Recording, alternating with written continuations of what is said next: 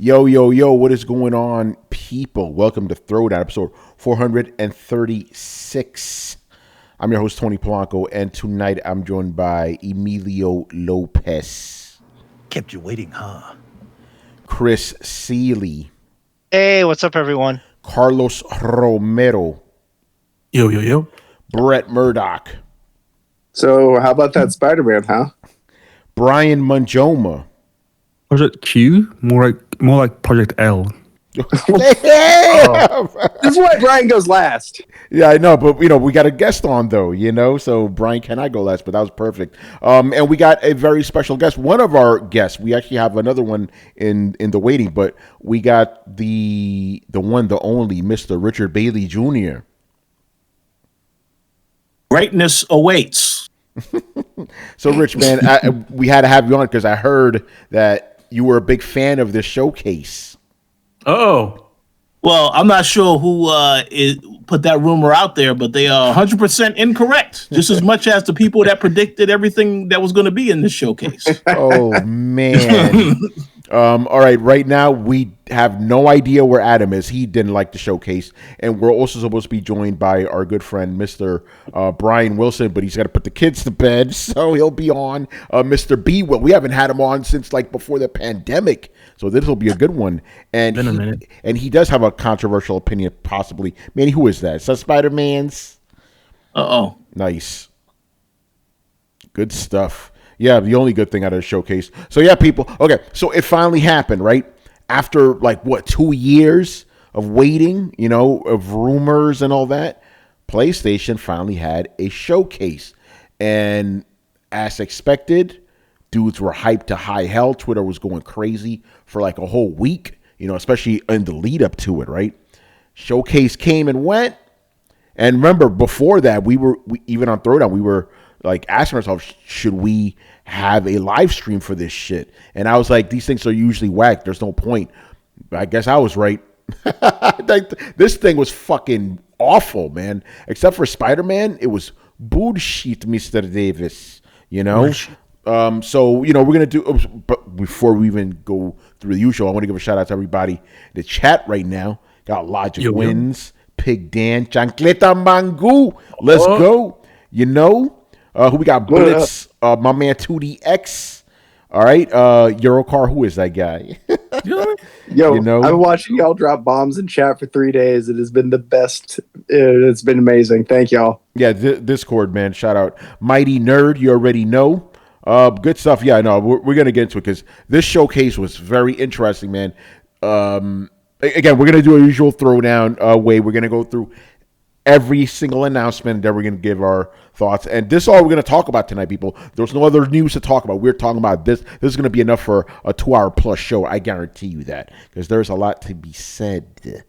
So let's start off here. By the way, the first thing you saw was Mr. Jim Ryan. Oh, Manny, do some Jim Ryan for us. Today, with the PlayStation showcase, you will be wowed by, you'll be underwhelmed by a bunch of games. Bro, it seems like who does our marketing these days is Lucasfilm. Don't understand the fans. Oh man, what's up, Brett? I just want to say his job must be stressful because bro looks like Harrison Ford's uncle at this point. Oh shit. Yeah, so he came out, and we already knew going in this was going to be, we're going to get some first parties, we're going to get some VR, we're going to get a bunch of third parties. So, and Brett, you made a very accurate assessment about this show. I don't know if you want to say it now or save it for later. Oh yeah, when we were asking about trying to find a list in the order of the games that were announced, I said you can just check Xbox's Twitter. Oh shit, that's some true stuff, man. All right. Also, I got a graphical beef Tony and I went on earlier. I'm gonna go off on a tangent later, so be prepared for the soapbox. Yeah, this is the show for it, man. Shout out to Piggy Dan, who sent us I don't know what those are, bits or what those are. Oh, cheers. Cheers, he said man. Shapes, and more shapes. Yeah. Internet points. Fuck yeah. All right, man. Let's get into it. Again, we're gonna go into the list here. I'm looking at this on Polygon site, so if they miss something, blame them Because I went to Sony's site, they don't have this shit. I want to go through it in order as you experienced it, so you could feel the rising underwhelmment. That's not a real word, but I made it up. Fuck it. All right, first up, we started off on a high note with Jade Raymond's studio's first game. It's called Fair Games with a dollar sign at the end, and it was some games as a service bullshit. Well, we already knew that. Yeah. I mean, that was what they said they were making. So These guys have their finger on the pulse of society. They truly get the zeitgeist. Let me tell you. Yeah. well, you know what it's all about. It's not about making real experiences anymore. It's just about making sandboxes that you could just pay money into. No, I just the irony, just the sheer irony of a mega corporation being like, "Yeah, eat the rich." Like, oh my god. Yeah, it's like, okay. By the way, yeah. I do want to mention we got a CGI trailer. We didn't get any gameplay. It's probably going to be a first-person shooter. It looks like the aesthetic looks exactly like Watch Dogs. I don't know if anybody else feels the same. I caught that too. Yep, it feels very Watch Dogsy. In fact, I thought for a second, okay, is this? I mean, I know the name of their studio, but man, this seems a lot like Watch Dogs, doesn't it? Yep. And it's also very interesting. Jade Raymond, Watch Dogs, Ubisoft, kind of interesting. But yeah, I don't really have anything to say about this other than it's like some games as a service bullshit. well, I mean, again, like we don't know much about this title, but I severely hope that the best thing that she could have come up with was essentially a ripoff of a game that her former studio made. Yeah. Oh no, it's slightly worse, Manny. Like apparently this is like a PvP heist game. Oh god. So that PvP or that heist game that came out like a couple months ago that kind of flew under everyone's radar that stars like all those actors, even Chuck Norris. Yeah. Whoa, I Rocky City. never even heard of this shit. See, this is how bad that game was. No one remembered it. Wow. I don't know Rich knows about it. Wow. I remembered it. Brian, that sounds like Payday though. Like And that's what I was getting I to. do have played Payday. Well, I think this will be like a PvP version of Payday, so somehow even worse than the original Payday. So I'm like, this game is dead on arrival. oh wow. Like I'm calling it, and I'm gonna put it in our chat in there, like, in 2 years time. The accountability room. Yeah, Shout out to the Throwdown Discord. Yeah, let's talk. By the way, real quick. Shout out to Adam Vale, who's just joined us right now. What's going on, brother? What's And our other special guest, Mr. Brian Wilson. B. Will, what's going on, brother? Gentlemen, it has been far, far, far too long. I am so sorry I have been away. Kids are a motherfucker. But aside from that, how have y'all been? Been great, man. Been great. Yeah, I was thinking about this, bro. I was like, oh, shit. We haven't had you on since before the pandemic. Like, wow. It's been a long time for real. Yeah, it's been. Yeah, so thank you, man. Thank you for being on and welcome. And as you know, the rules, I will call you B. Will from now on because I'm not trying to confuse you with Brian. That's good. That's cool. That's what everybody calls me anyway. All good. Yeah. But yeah, B. Will, what's your thoughts on Fair Games? The first game they showed at the showcase, the Jade Raymond's game. All right. So I feel like this is a loaded question because I know how most people felt about most of this shit. All right. Yeah, I would be lying to you to tell you that I saw that and I got hype about a live service game. I'm not going to get hype about any live service game. I'm not in the year of our Lord 2023. I played Destiny 1. That was it. I'm done with live service for the rest of my life.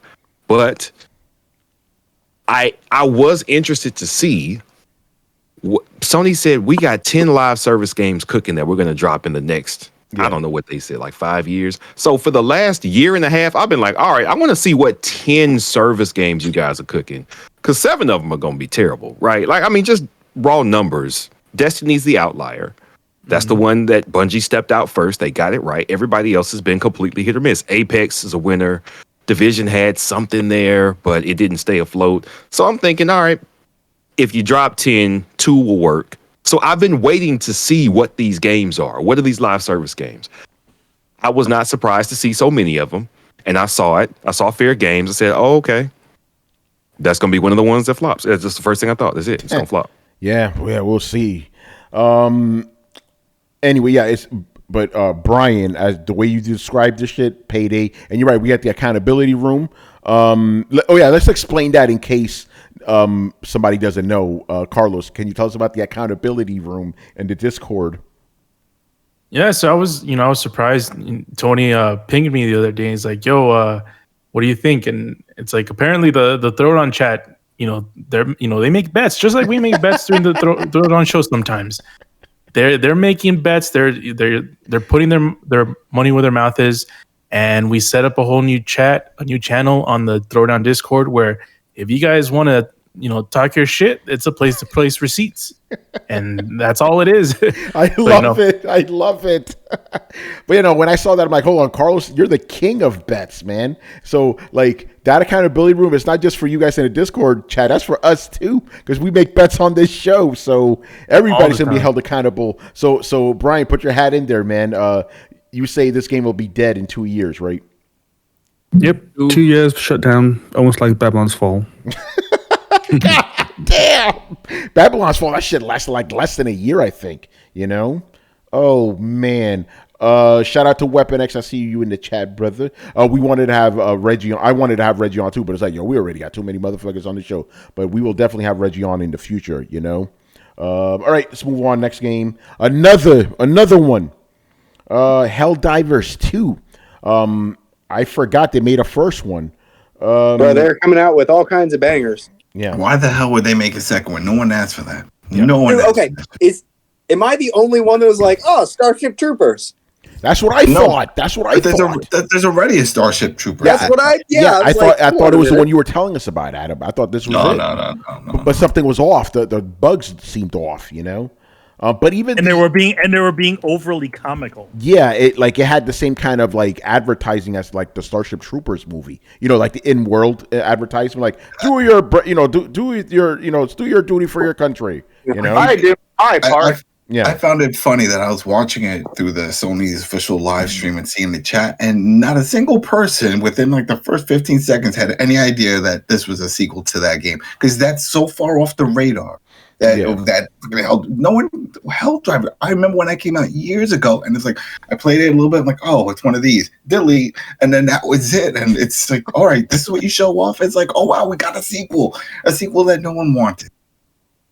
Yeah, so there you go. We're already starting to show off with 2 hits. I wouldn't say that no one wants, but again, I somewhat enjoyed the first game, so I thought, okay, a sequel, fine. It's not the end of the world. I'm slightly confused that they changed perspective. Now it's third person over the shoulder rather than isometric. So I'm like, okay, fine. They can do whatever they want. So I'm like, okay, this is. To me, it feels like it's Magicka, but done with Starship Troopers. So I'm like, okay, I can deal with that.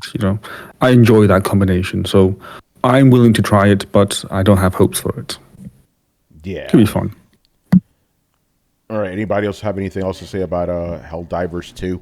It's funny when I saw the game, because I remember like I was talking to some friends about it and was like, I wonder if if they're gonna pull a Brutal Legend on this one, because it still seems to have those RTS elements, but you also have the third person mode.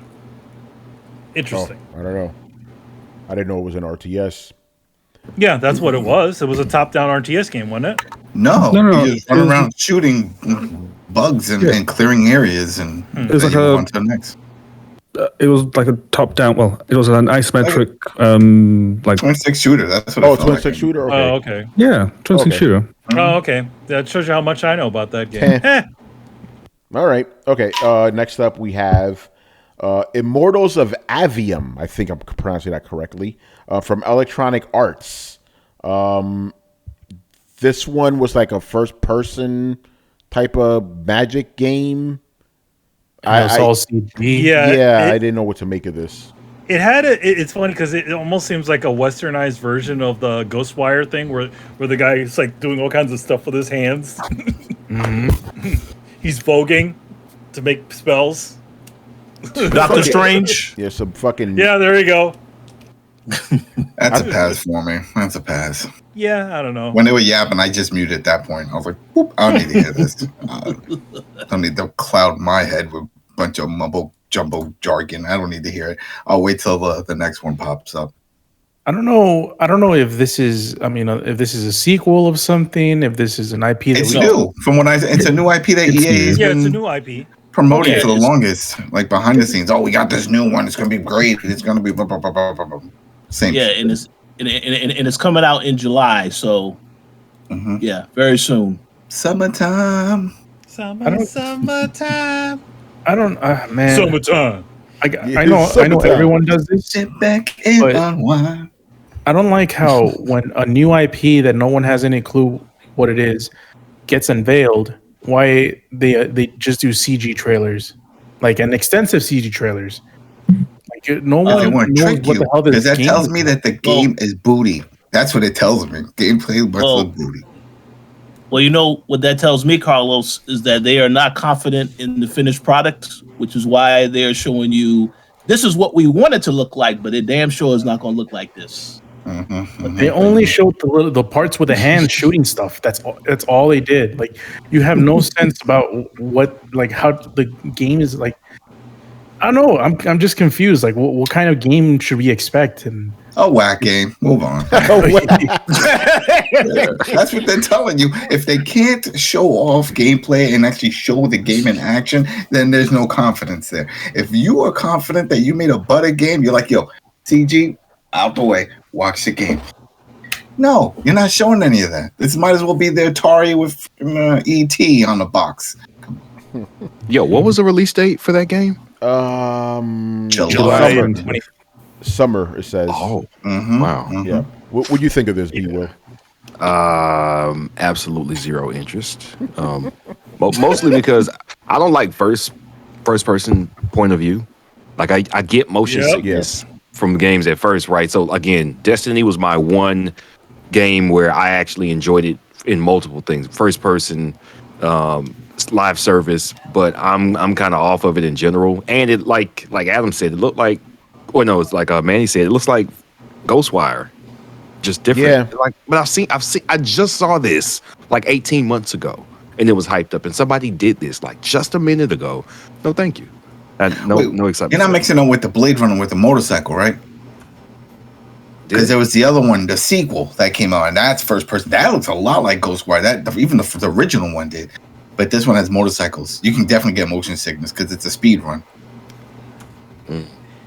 You know what I'm talking about? You guys know what I'm talking about?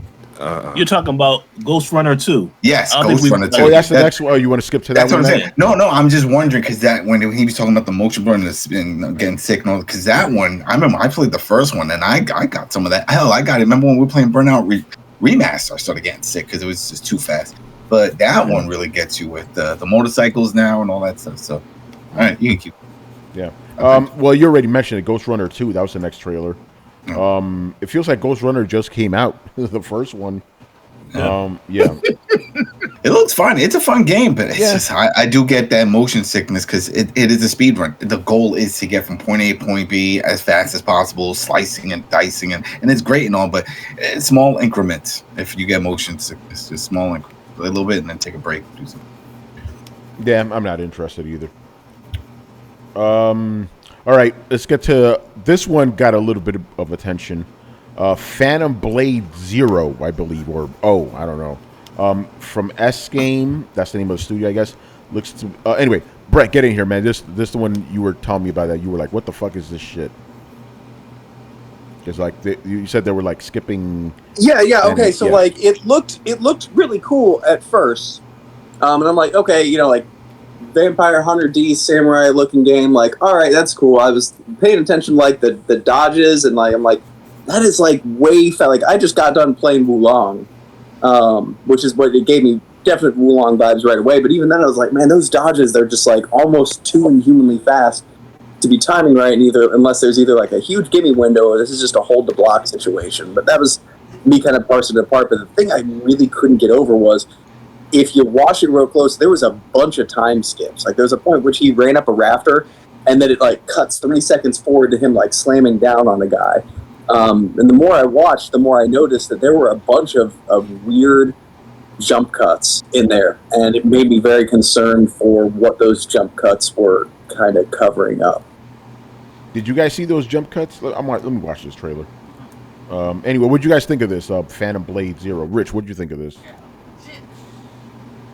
Well, I thought it was another game completely when I saw it. I said, "Is this a sequel to, another Neo or some type of game?" But I mean, it definitely was better than some of the stuff that I saw prior to this. But yeah, I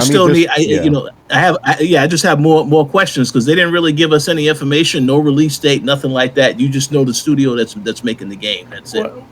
What I will agree with Brett on, I don't know about the jump cuts. I didn't focus on that, but the combat seemed way too fast. Like too fast to think that it's like, because the first thing that comes to mind, and I'm pretty sure that for Brett that was the first thing that came to mind was the whole Soulsborne stuff and the combat with that. That's what. Combat that's what stood out to me too. Yeah. And this combat was just freaking ridiculously fast, where you're thinking, is the combat really sophisticated? Where you're engaging like that fast, or is it just kind of like two things just slicing at each other, and it's like more automated than it is tactical? I don't know if that makes sense, but I agree with you, and I think if they are able to pull that off, where you can feel like you're in this fast-paced, like, whoa, okay, I see what martial you mean, arts, yeah, and you're parrying like while you're fighting. Like if you hit the attack button and the thing attacks you, it's like parrying automatically. That could work if that's what we're looking at. I couldn't tell, to be honest with you. I just saw like clanging swords with like guys while he's riding a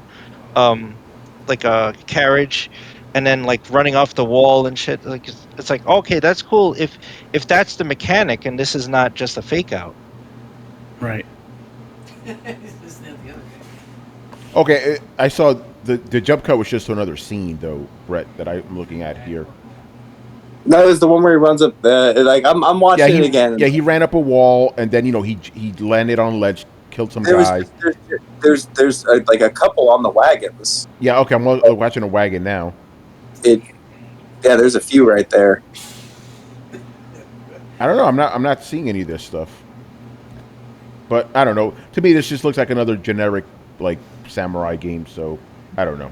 Not interested. I mean, yeah, it looks cool, but it also, I think the rest of the panel put a good point on what I was trying to express. Is like, man, like it's tough to see how this combat is going to be engaging, and it's probably going to be more reactive. Like it's going to look really cool, but is it going to be satisfying to play?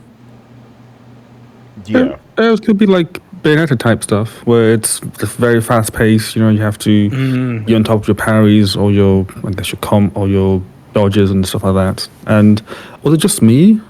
So funny. Was it just me, or did the fighting style look something like you see in those wushu videos? Yeah. Because I definitely got that vibe when he first attacked the first group of people. Like he extends his right arm and then extends his foot as well at the same time. And it's like, okay, this is interesting.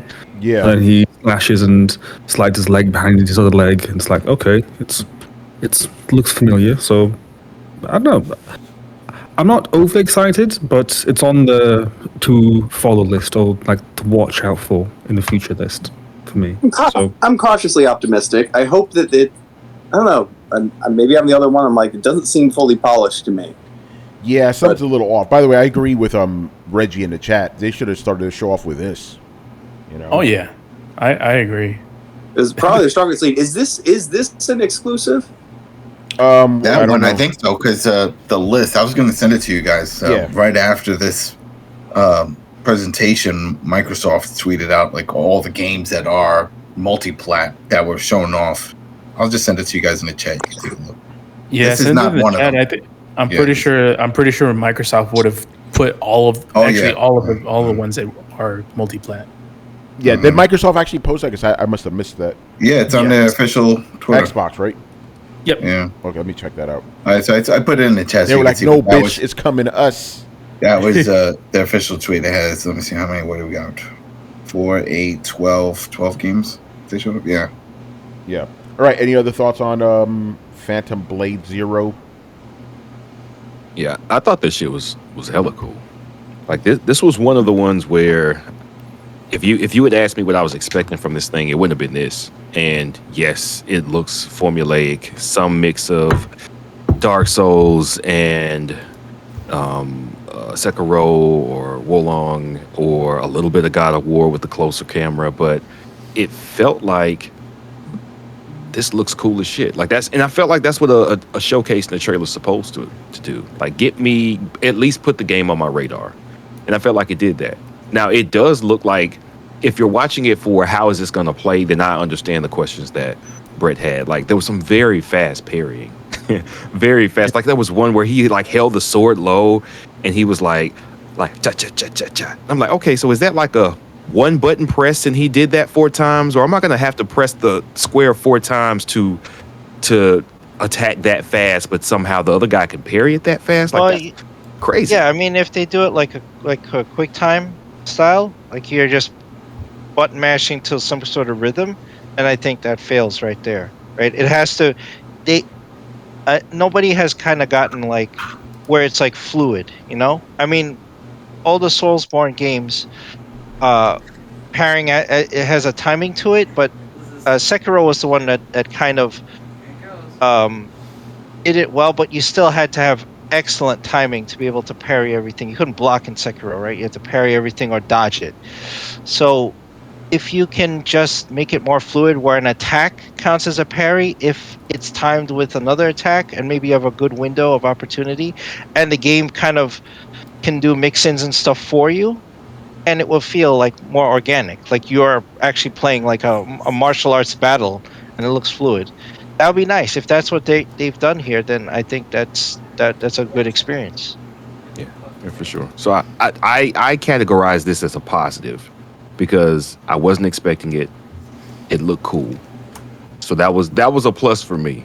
But I guess again, I'm probably still in the minority on that.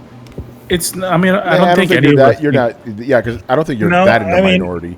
I'm not disinterested. Yeah, it looks like I said. I think they should have started the show off with this, but again, this is just a me personal thing. Like, it needs to be very special for me to get into a game like that. Like Ghost of Tsushima, I typically wouldn't like a game like that. I don't care about that typically. This looks generic, but I could be wrong. You know. Okay, real talk. Go ahead.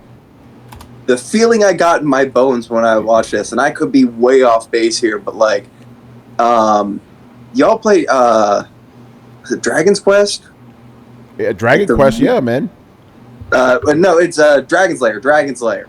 The old school Don Bluth. No, nobody wants that back. I hate that fucking dude. Welcome to the age of modern gaming. Like, that's what I'm concerned here, is this is all just really flashy Dragon's Lair.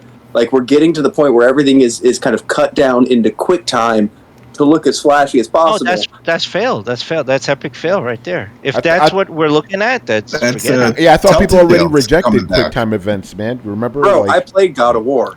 Yeah, I know, but like even God of War got rid of a lot of that stuff. Remember the old God of Wars compared to the new one? Like, dude, the new God of War is even worse. Not like the new compared to the old ones. No. Here's the thing. That randomized. It's better veiled now. Like, right? Like, there is a right way to play. There is a right time to block. A right time. Like, to do combat well in that game, you have to wait for the time where you're supposed to parry, and then you land. Oh, okay, I know what you're saying. It's very formulaic. They're not putting the button presses up there anymore, but it is very much when this happens, you hit this button, and when this happens, you hit this button. Right? Like, my fears were slowly devolving into that, and this is an extension. Like, in God of War, I'm not saying it was super bad, right? Like, it was still fun. The combat was still pretty good. Nothing to write home about. Like it wasn't the most amazing thing, but it was satisfying, and I can feel them pulling away from some of the quick time events in name, but not in spirit. Like I said, it's still kind of the same thing. And if it goes much further, I'm starting to get that kind of feeling. And watching this made me be like, okay, so yeah, I'm holding this button or I'm holding a block dodge. Like this.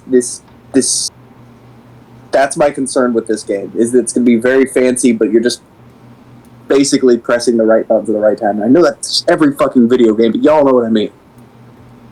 Yeah. All right. By the way, moving forward, and Adam, thank you for sending me that tweet. I'll be making sure to say if it's on Xbox or not. So yes, Immortals of Avium, that is on Xbox as well, and Ghost Runner 2 is on Xbox, but it seems Phantom Blade Zero is on PlayStation only.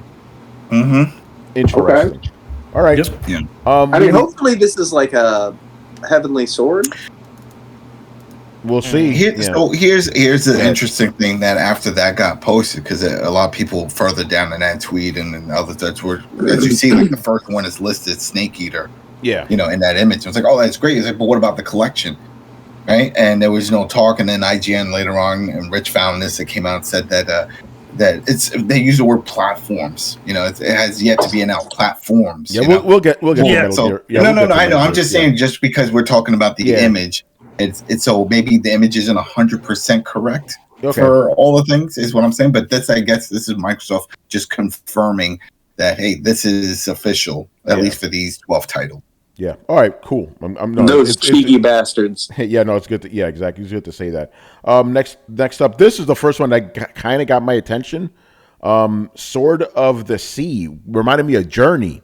You know, which it is developed by the people who made Journey. Yeah, Abzu. It says the developer of Abzu and the Pathless. Yes, so, that's the creator of Journey made his own company. Genova Chen. I mean, you can tell. Oh, nice. Yeah, you could tell. Yeah. So yeah, my first thoughts were that. Yeah. Sort of like a spiritual successor to Journey. Yeah, Brett, what's up? My first thoughts were I'm not sure Adam's gonna dig this new direction for Skate 4. I know. It's funny that you bring that up, Brett, because that was one of the games I was thinking that we would see at this showcase. I was like, why? Look at all the other shit they showed off. Why not? That seems more like an Xbox thing, you know? Yeah, it kind of does. Yeah, it doesn't sound like a PlayStation thing. But yeah, sort of see. I mean, you know, it has that Abzu look, which is cool, you know? So yeah, man. Yeah, Pathless, I reviewed that. That was a good game. Good stuff. You know, see, you motherfuckers, I could be interested in indie game too, you know? Fuck that. All right, any other thoughts on Sword of the Sea? Yeah, it looked like a fun title. It looked like a cool title, and it's for PS4. If you don't want to ever buy a PlayStation you know, 5. It's on listed on that Xbox thing. Anyway, go on, man. Go ahead. Whoever was talking. I think the game looks good. I only have one comment to make. State of Play, not PlayStation Showcase. This is the sort of game I'm expecting to see at a State of Play. Yeah, I mean that's kind of. I'll just get to my. That's my main point. I think this show should have been a Spider-Man showcase. Make it a 20-minute Spider-Man showcase. Then you have the rest of this stuff on a State of Play. That's it. Because with State of Play, people have their expectations in check. You know. I always thought the showcase meant that it was a little bit more in check. I know what you mean, Manny. I thought it meant showcasing first party, and then that State of Play was showcasing everything. But that they're not. They're one and the same then. They used to be showcase would be highlighting one game or one thing or maybe two at most, but usually one thing, and then the State of Play is just like here's what's coming up, and it's a smorgasbord of shit. Now they're like interchangeable, you know. So what the fuck's the point, you know? This is why Starfield's getting its own show. Yeah, see? All right, so we have that. Talos Principle 2. I like the first game. It was a puzzle game. Coming to Xbox as well. So I remember, cool. My memory from this game is you playing the VR version years ago, and that it's being set to your actual height. Yeah, that was not good because I'm all sitting. Yeah, because you're sitting. Yeah. So essentially, to give you an idea, in other words, it sees how high Tony is, and obviously Tony is sort sitting down. Yeah. So for a lot of the puzzles, you see it. Like I'm looking at this from the outside. He's like literally reaching up to try to do this. Is this VR? Is this the VR one? No, it's not. But no, because I played a VR version. They had a VR version. Yeah. Yeah. But yeah, I think I think I even reviewed I must have reviewed the first game for Coalition back in the day. It's been a Yeah, long probably time, did. you know. Yeah. But I enjoyed it. You know, it was a good puzzle game. So yeah, Palos Principle. There you go. Another one here. Never. Okay, can I make a comment real Also quick? coming to Xbox. Go ahead. This is a very tricky name for a game because it sounds like never. So I don't know why. I don't know why they chose that as the name of the game, but I guess it's okay. You know, if you're a fan of Gris, because I believe it's the same studio that made that game. But this again didn't excite me. I thought, okay, it's interesting, but I didn't really. This wasn't something that I think should be in this particular showcase. That's just my opinion. Yeah, no, I agree that I don't even know what I'm looking at. Like a bird died, he decomposes, a fucking tree comes out. Like I don't know what's going on here. Okay, no, that I call bullshit. I call bullshit on that whole little thing. You guys just took the longest way possible in a short amount of time to kill a dog, and I am not okay with that. Oh man. Oh yeah, But, yeah. okay. The Princess Mononoke dog dies. Yeah. Yeah. Okay, so like, I just want to say this and throw this out there. I'm not sure if I'm the only one, but like, can we just get our own indie showcase? Can we just move this shit? Like, it's like we all know it's bad. No, they don't want to promote that. They don't want to promote that. Those days are over. Can't give indies their own show because then people start saying, "Oh, it's all about the indies. That's all you care about. What about the big budget games?" So that's why they get sprinkled in now. They're not special, and this goes for all platforms. You know, we talked about it on Sunday. I brought it up with the Xbox 360 when they had those arcade Wednesdays and for indie. It's all done. It's gone for all of them. It's taboo. Don't talk. See, this shit is just fucking raisins and cookies, man. Like, you may like raisins, but like they're gonna disappoint you every time you're like, oh, sweet chocolate chip, no raisin. Well, now I'm just not excited anymore. By the way, real quick, not to get off topic because I'm on the Coalition right now. I was like, I know for a fact I reviewed Talos Principle, and yeah, I did back in 2015. And the opening sentence, because you gotta cook people. The opening sentence is, "The Talos Principle is the game that genuinely made me feel stupid." That's great, you know. Yeah, I'm tooting my own horn. Fuck you. Let's. Anyway, never. Don't care. Yeah, I agree. So why?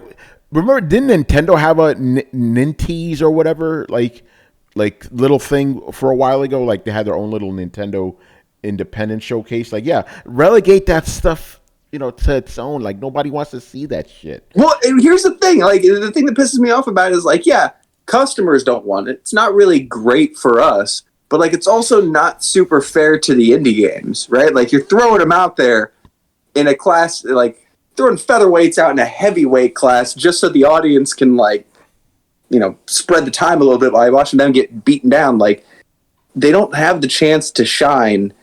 And I feel like it's an unfair competition. I wouldn't be super happy about that. If I were an indie game developer, I don't necessarily want it thrown. Like, it's great exposure, but it's great exposure where most people are going to be like, get on to something interesting. It's not necessarily, I think, the kind of exposure you want. The only people this is good for is Sony, the people pitching it, because it helps pad out their show. But I don't think us or the game developers really want it.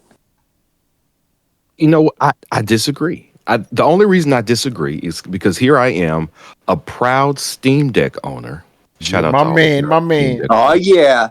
And which is the perfect device for playing all this shit that I've been buying on Steam but not playing on PC. And I got it, and I realized this is probably what a lot of people like to Switch for. This is where I want to play my indies. This is the thing I'm going to play my indies on.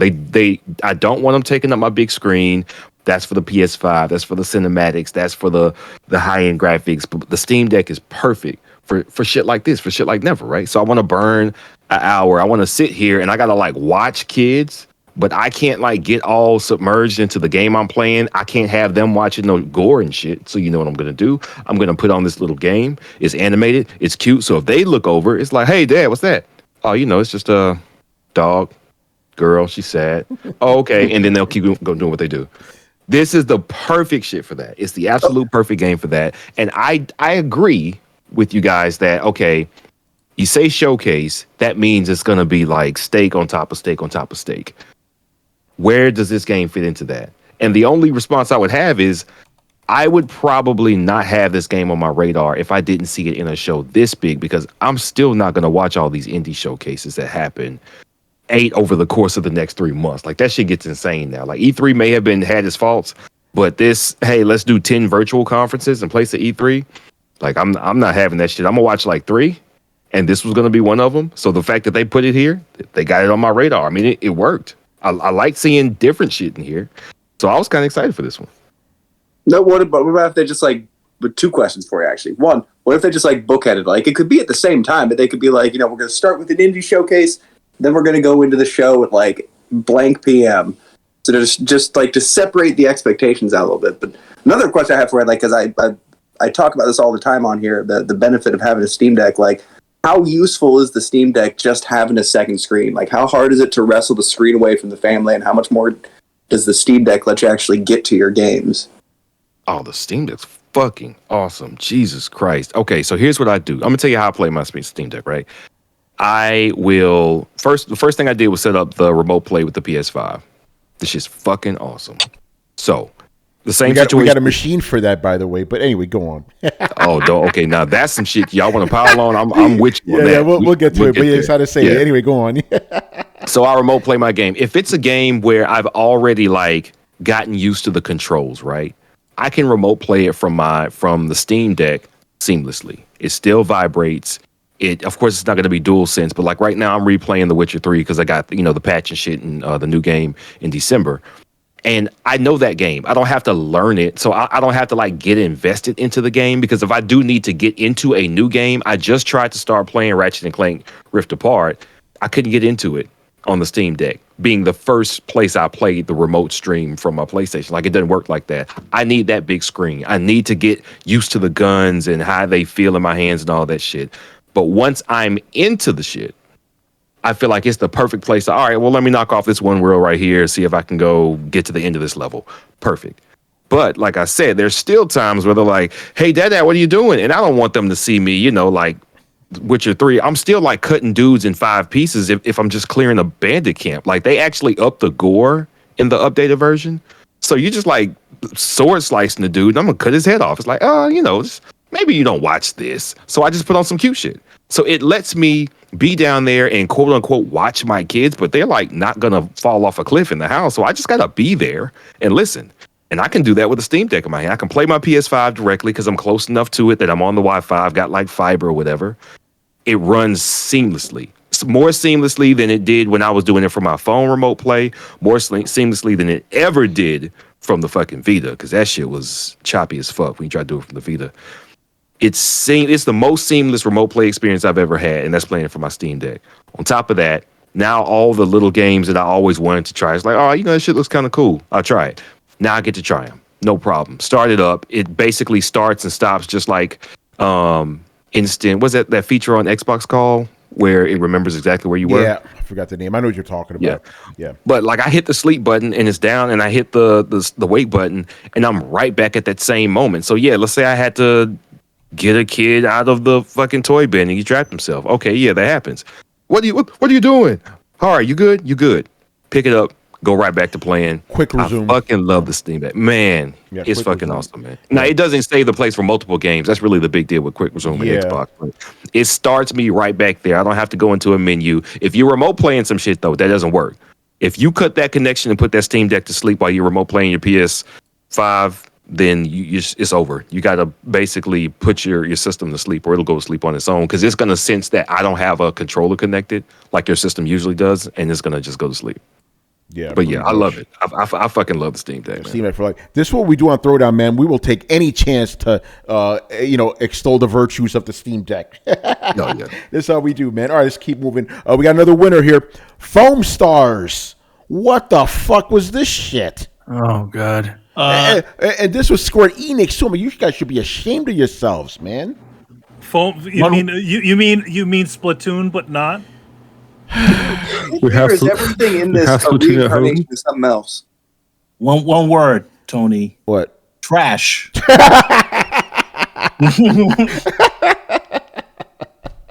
Oh man. Brian, you said something, Brian M. Oh, we have Splatoon at home. Like that's the first thing that crossed my mind. I'm like, come on. Okay. Great value Splatoon. Okay, it's fine that they want to try something different, but at the same time, it's like you're just copying another game, and it's so blatant. Well, Is it different?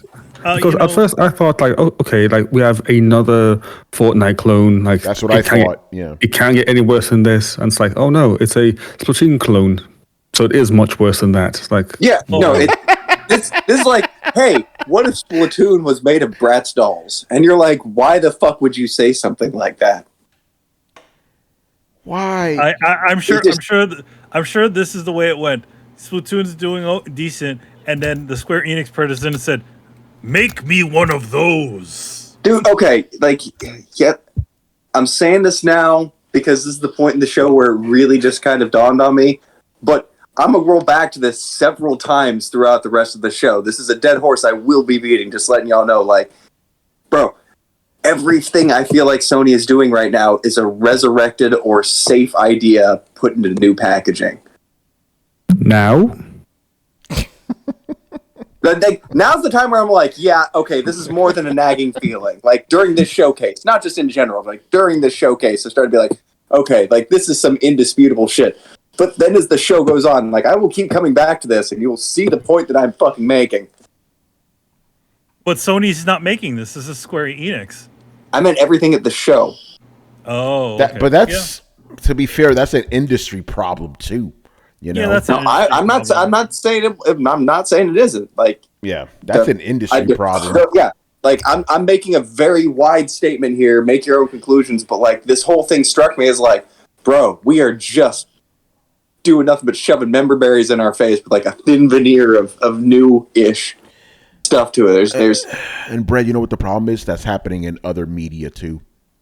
I know. It's been happening in film for years. Yeah, I know. Yeah, this is bad. Yeah. I mean, on the one end, it is a new IP, but it literally is just something else. Yeah, just a rehash of another title. Like number one, I want to say this. I want to say this to Square Enix: stay in your lane. You don't do shooting games. Why are you doing? You don't do fucking shooting games. You don't do games like the service games. I know you want to get in on that shit, but you know what? Stay out. Just don't do it. Don't touch it. No, I like watching this. You know, again, I saw Square Enix. Like, okay, kind of have my attention. Then I see this trailer, and I'm like, I just had the meme in my head. Oh, baby, what is you doing? Like, Manny, I agree with you. Square Enix, no, stay in your lane. Don't mess with stuff like this. But again, everybody wants that Fortnite money. You know, everybody wants that Fortnite service money, which is not. You know, I get it. Like, you know, you want the cash cow, but every single one of you motherfuckers don't even know how to do it. You know, even fucking Fortnite had to fucking steal its gameplay. Gameplay from gameplay from PUBG. Yep. So even they couldn't get it fucking right. Yep.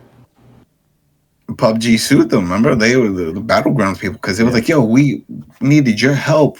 Because they were built on the same engine. They were like, yo, and they showed them all the changes that they want to make. And it was like, well, we could do that. And they made all those changes to Fortnite. People forget that Fortnite was just like a tower defense game. Yep.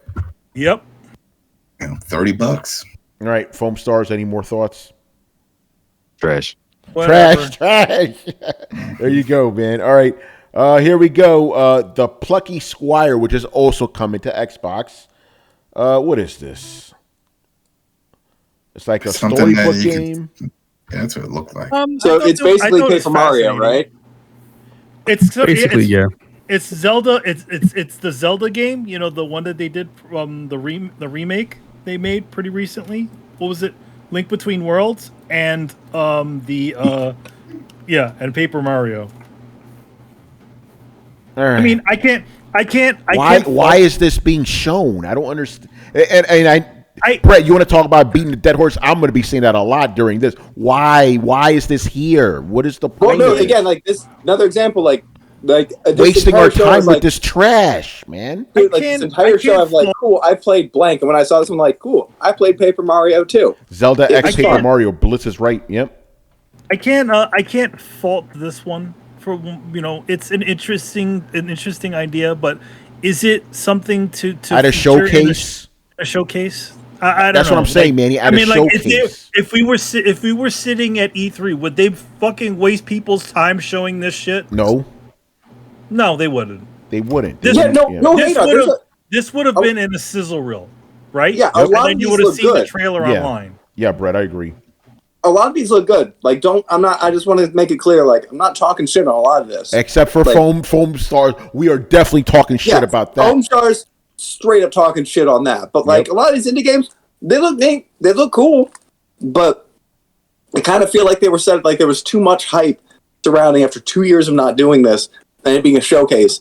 There was too much hype for it to throw indie games into the bus. Chat made a lot of good points. Like, I agree. Like, I can see y'all point where like they can stay in the stack because it does prop up other games. But like, you got to admit, like, this kind of felt like, despite how cool these were, you're throwing them to the wolves, man. It just and then it's also like the thing about it is like like you literally and this at this point in time in the showcase, it's like it's already hit the rock bottom already. Like, in other words, it's like, is this usually, when I think of a showcase, right? A showcase, I think in general, and this is not even just these shows, is that what is your product? What are the things that we offer you to, want to buy the thing, this console that we have? The showcase, like, like Ford shows off their new trucks at a showcase. They don't show somebody else's vehicles or all the other garbage that they have. They want you to buy the damn trucks. Same thing at the Apple shows. They want you to get their new Apple iPod or iPhone or whatever. And they're not going to, like, water it all down by just like, oh, hey, look, we got this thing. Yeah. All right. This next fucking game, Teardown. I thought this was Minecraft the whole time. The whole time I thought it was Minecraft. Teardown's a PC game, so it's been around for a while. I never heard of it. I thought this shit was fucking It's actually go ahead, Brian. No, I'll let Manny go first. Yeah, okay, go ahead. No, it's actually kind of an interesting game. It's literally like you just crash your car and it uses a bunch of physics and all kinds of other funky stuff. Like, you can take control of all kind of vehicles, and your main thing is just to make as much destruction as possible. So that's all that game is. Yeah, I thought it was Minecraft the whole time. And it was one of the early adopters of ray tracing too. Ray tracing, oh god. Yep. Yeah, Torrance talked about this. I swear, like when he came on one of the shows, that's the game that he's been playing. Okay. So it's been a while. It's been around. It's again, as Manny said, yeah. Like, this was on PC for a long time. It's just, again, that was the console announcement trailer. So it's like, oh yeah, you guys are finally getting it. Okay, cool. I can't fault them for putting it out there. I mean, I don't think it's, but then again, it's also one of those things. It's like, obviously, people who play PC know the hell out of this game, right? But it's like, I don't know. I feel like it's a little bit. It's in a tough room, Yeah. But I don't No, know. I do definitely agree. Again, this game was in early access for quite some time, so it's nice that an early access game came out, which is always good, and two, it's one of the few games that you can actually destroy stuff. With all everything. This power, you can literally level this little town that they have there just by chain reaction explosions and destroying a bunch of junk. So I'll be honest, I'm kind of excited. Y'all know how much I talk about destructible environments. Yeah, and there you go. All right, so there you go. Game looks cool to me, but I still maintain, like, read the room. I'm not sure if it was like, maybe it was just the pacing or the order or the runaway hype train. I'm not sure, but like it didn't deliver. Didn't feel like it hit the way that it should. Okay, and that's for a game I'm like, this game looks cool, but I kind of felt like we were just about to get a big announcement, and we didn't. Well, the next one is a big announcement, and we need some background for this one, man. Because hold on. Go ahead, Brian. B Will has something to say. What's up, B Will? Turn him off. Yeah. No, you're good. You're good. I was wondering. So we know the Last of Us TV show happened, right?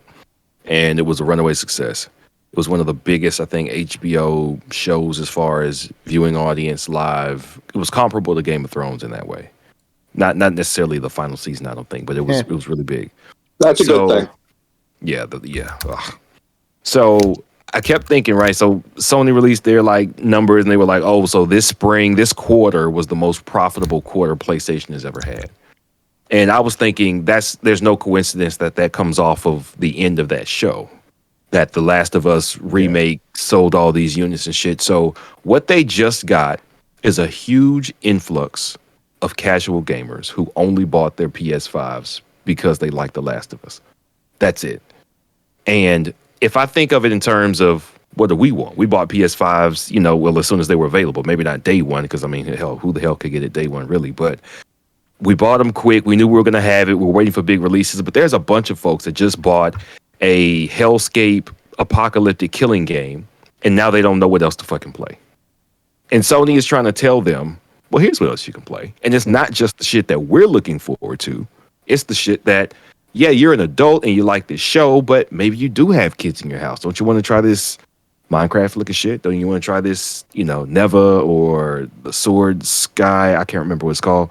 But that's what I saw happening here. It's just it's some casual pandering is what it looked like to me. And I think to no, Brett's I mean, point, I don't know. Like, I don't even know that, because then, like, when if you're thinking of casual pandering, usually you want to wow people, and none of those titles really wow anybody. You know what I mean? Like you don't show the red balloon and expect everybody to go, hey, we're gonna love this. No, you show a fucking Michael Bay movie. You show a bunch of explosions. You show fucking Transformers. Yeah, that's a good point. Showcases. You don't wow casuals with indie games. You wow them with big graphically intensive games. Exactly. I'm the only reason I'm disagreeing a little bit now is, can I put this? I swear, I hate to be a dude talking about kids all the time, but Chris, back me up. It changes your fucking life at least a little bit. Oh yeah, I know Adam's daughter's older because he talked about her. My son is 6 also, and he was just having a meltdown because he beat Guardians of the Galaxy on the Steam Deck, and now he's collecting all the outfits, and something happened, I guess, that it like the battery died or something, and he flipped out because it didn't save. And he picked up and he had a meltdown. Man. He had a meltdown, and I think it's one of those where the outfit's like all the way at the end of a level. That he lost it. So he's got to replay the whole thing, and it's late here. It's like 11 o'clock, so he was flipping. But B Will, just real quick, you don't have to apologize for that, man. That's your life. You got to talk about what you know, right? So yeah, exactly. Yeah, right. Yeah, man. It's like a bit of convenience. So if I want to play some shit, and it's like, all right, I might try this game. Like if I didn't have any kids, I'd be playing the most. I'd be on my Steam Deck playing, mature rated shit all the time. On my screenplay, probably playing mature rated shit all the time. But now it's like, all right, so what would I want to get into that's not mature rated shit? And they're giving me some options. But the one thing I will say, I think Brett's got a good point. It's like they put the playlist on shuffle, and they should have had it in order. Like, give me all the third party, give me the EA games, all that shit first, then give me a bunch of indies, then give me your PSVR, and then give me the heavy hitters at the end. That would have been probably the best way to organize it. Having all the shit mixed in, I agree. I think that deadened the impact that some of these could have had. If I knew for the next 20 minutes, it's going to be nothing but cute shit. That would have helped me. Like, oh, okay, bathroom break. If you're not into that shit, you know what I mean? Like every time they start PSVR, I'm like, okay, time for me to go get a snack. I can't do VR. Motion sickness, can't even start it. So y'all got it.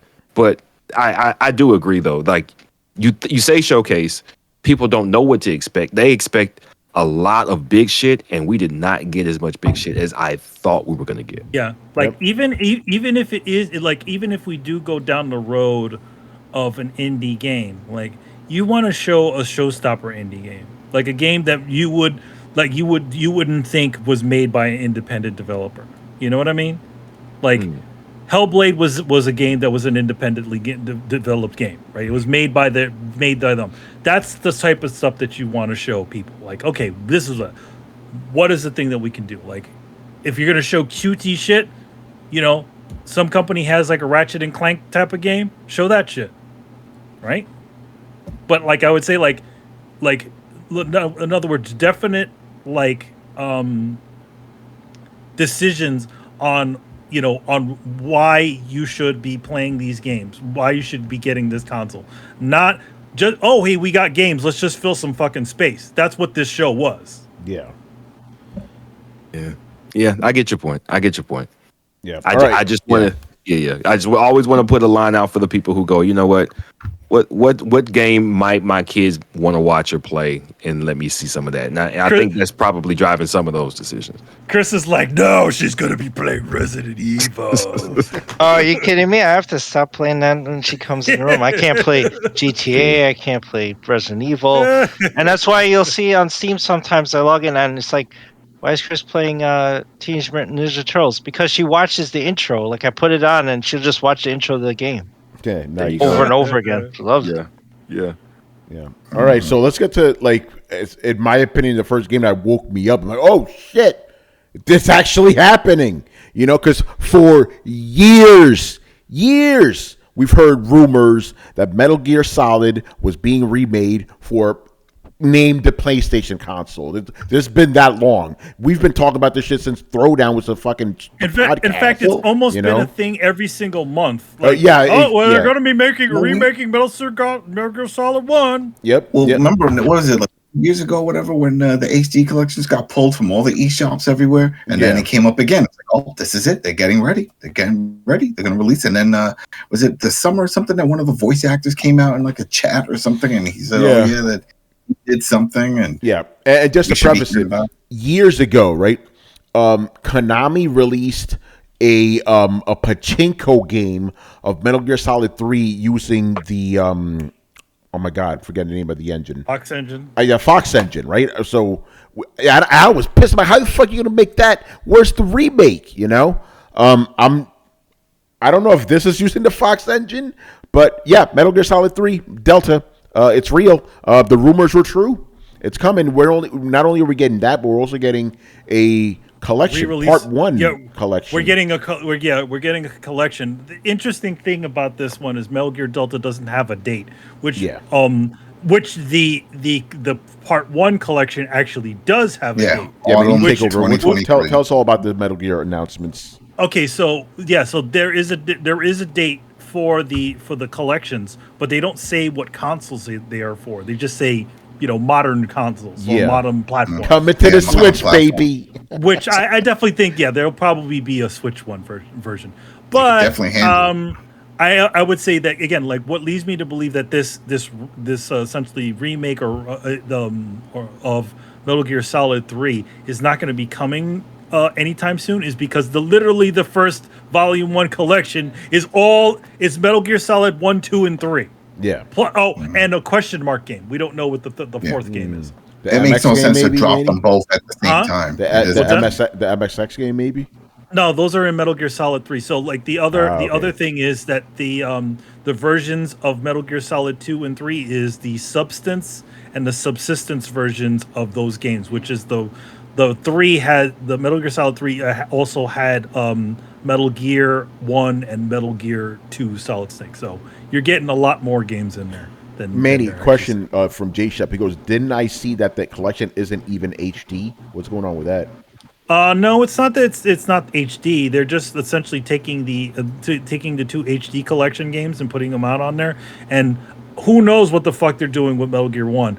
Let's just hope that they're not using that lousy PC version to put that game fucking out. It concerned me at the end when I sent you guys, but I said original. I'm like, original? What do you mean original? No, they're not the HD version. The original. They're saying. Well, they say it probably is 4:3 aspect ratio, or is it? Yeah, it is, right? No, the HD the two HD collection games. If they're putting those, from what I've seen, they are putting out the two HD collections. Those are going to be full HD screen. Yeah. So in other words, but not Metal Gear Solid 1 though. Not Metal Gear Solid 1, which is also a bit of a mystery. We don't know anything about this because it hasn't really been ported.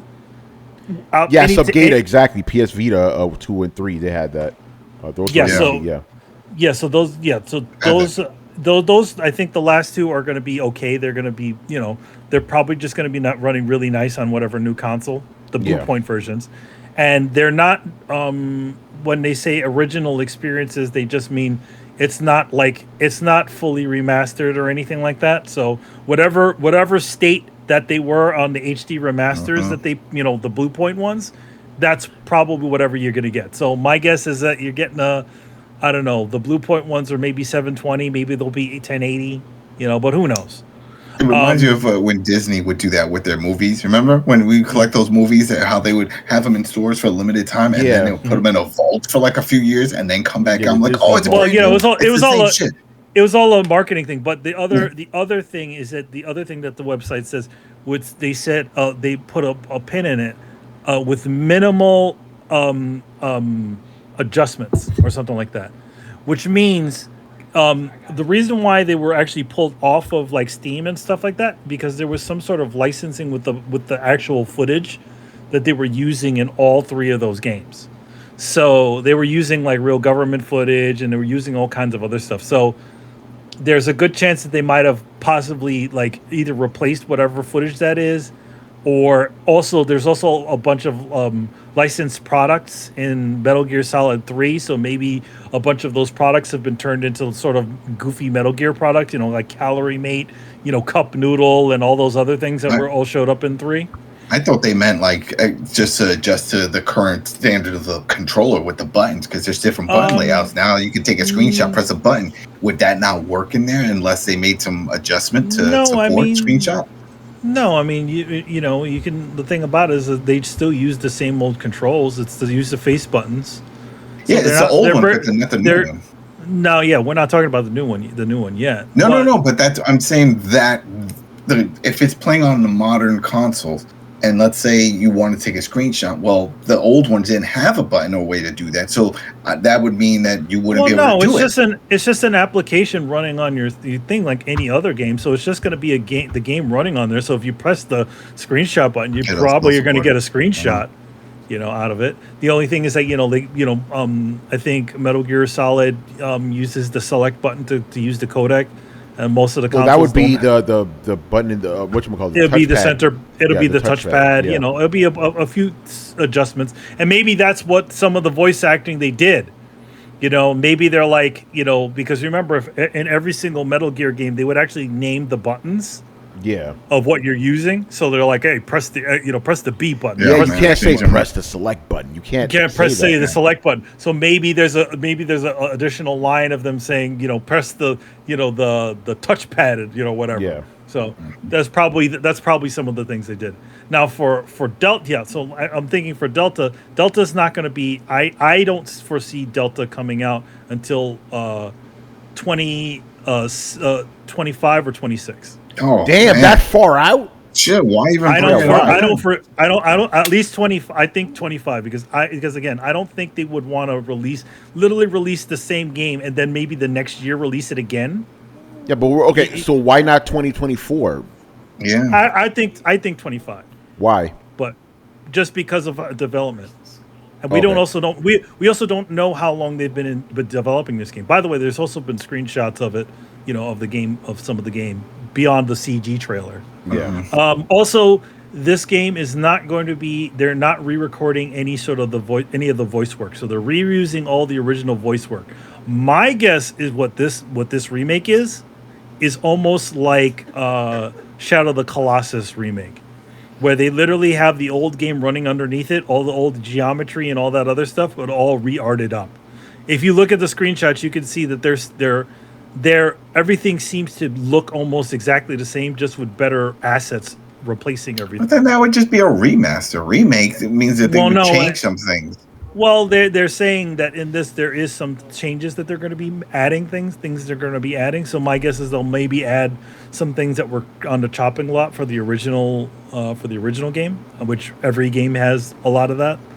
So, or the other thing is that maybe a lot of the environments are actually directly connected to each other. So when you leave one area, you don't have that load screen anymore. You just run straight through. And do you think they would change the control layout to Phantom Pain style? I'm like, oh, look what we did. To be honest, I think they would. Because especially since the last game is a lot of people was so conducive to to regular non Metal Gear players. I think a lot of non Metal Gear fans really like the 5 just because of the control. I think we're going to get a 5-esque control scheme. I think they'd be stupid to essentially go with the old control scheme for 3, even on 3's control scheme after the subsistence version was actually a lot better, but it had the third, you had the third camera view, you could move it around with the right analog stick. But the other thing is it sort of messes with your head because everything is all mapped to the face buttons. So my guess is that what's going to happen is that the controls are probably going to swap out with that one. That confused the hell out of me because I came late for the 3 when I eventually got my PS3, and I remember playing. I was like, "Oh, I'm gonna play this Metal Gear," and I was messing up all the buttons. I pressed the button, menus are popping up. I'm like, what am I doing? Yeah, you pop the menus with it. So yeah, I think it might. I think they're going to go with more of a Metal Gear Solid 5-esque control scheme with this one. Okay. Again, they'd be stupid. They'd be stupid not to. Right? Yeah. Like, why would you release? Why would you essentially say you're going to be doing this whole thing and then all of a sudden just release a game with dirt old Metal Gear controls? We sort of kind of evolved beyond that now. Yeah, I mean, we've seen the improvements like with Resident Evil and all that stuff. So it pays off to upgrade the control scheme. Yep, but I don't foresee this remake being on the level of the Resident Evil remake. You think it's gonna be like just because I think it's going to be a little bit more like the Shadow of the Colossus one. It's going to be really close to it with some additional changes on there, but nothing like nothing drastic. At least judging by the way the screenshots look, those things look almost like you could just literally swap them out. So I feel like they're reusing maps and stuff and re-arting them and re-authoring things and then doing some slight adjustments. You said something before that threw me off. You said 3 for the old one. You said that 3 had the NES versions. Yes, it did. The subsistence version, which was like the special edition version that came out like maybe a year after the original Metal Gear Solid 3. It came out with had a side section where you could play Metal Gear Solid, Metal Gear 1, the original one, and then Metal Gear 2, Solid Snake. So do you think that would be in this Master Collection in the 3? I think it'll be in the Master Collection. I don't think it will be in the what is this one, Delta. I think no, not Delta, but the other one. All right, because I was like, that'd be cool because I remember I have the Vita one, and the Vita had it. Yep. And then I just don't remember where the menu until you brought up. It was in 3, and I was like, oh, I guess it wasn't one of them that was navigating through and saw the options. Yeah. It wasn't. I think it'll just be whatever the 3 that will be in the Master Collection will pretty much be the one that you remember, like the HD remaster of Subsistence version. Yeah. Yeah. Unless they do something stupid and put out a shitty version of it, which I think they should seriously not do that. Just put out the HD. People have been chomping at the bit to play those games. The HD remaster games. Just put the HD remaster games out. Give everybody the original Metal Gear Solid. Whatever state that is in. Man, dude, imagine can they do this? Imagine if they redid that in like modern graphics, the first one, the NES version, Metal Gear. That would make there was to be honest, like I've always said, I go into the idea, I was like, this is probably the smartest idea they could have, especially with how essentially, people the fans of Metal Gear react to a lot of this stuff.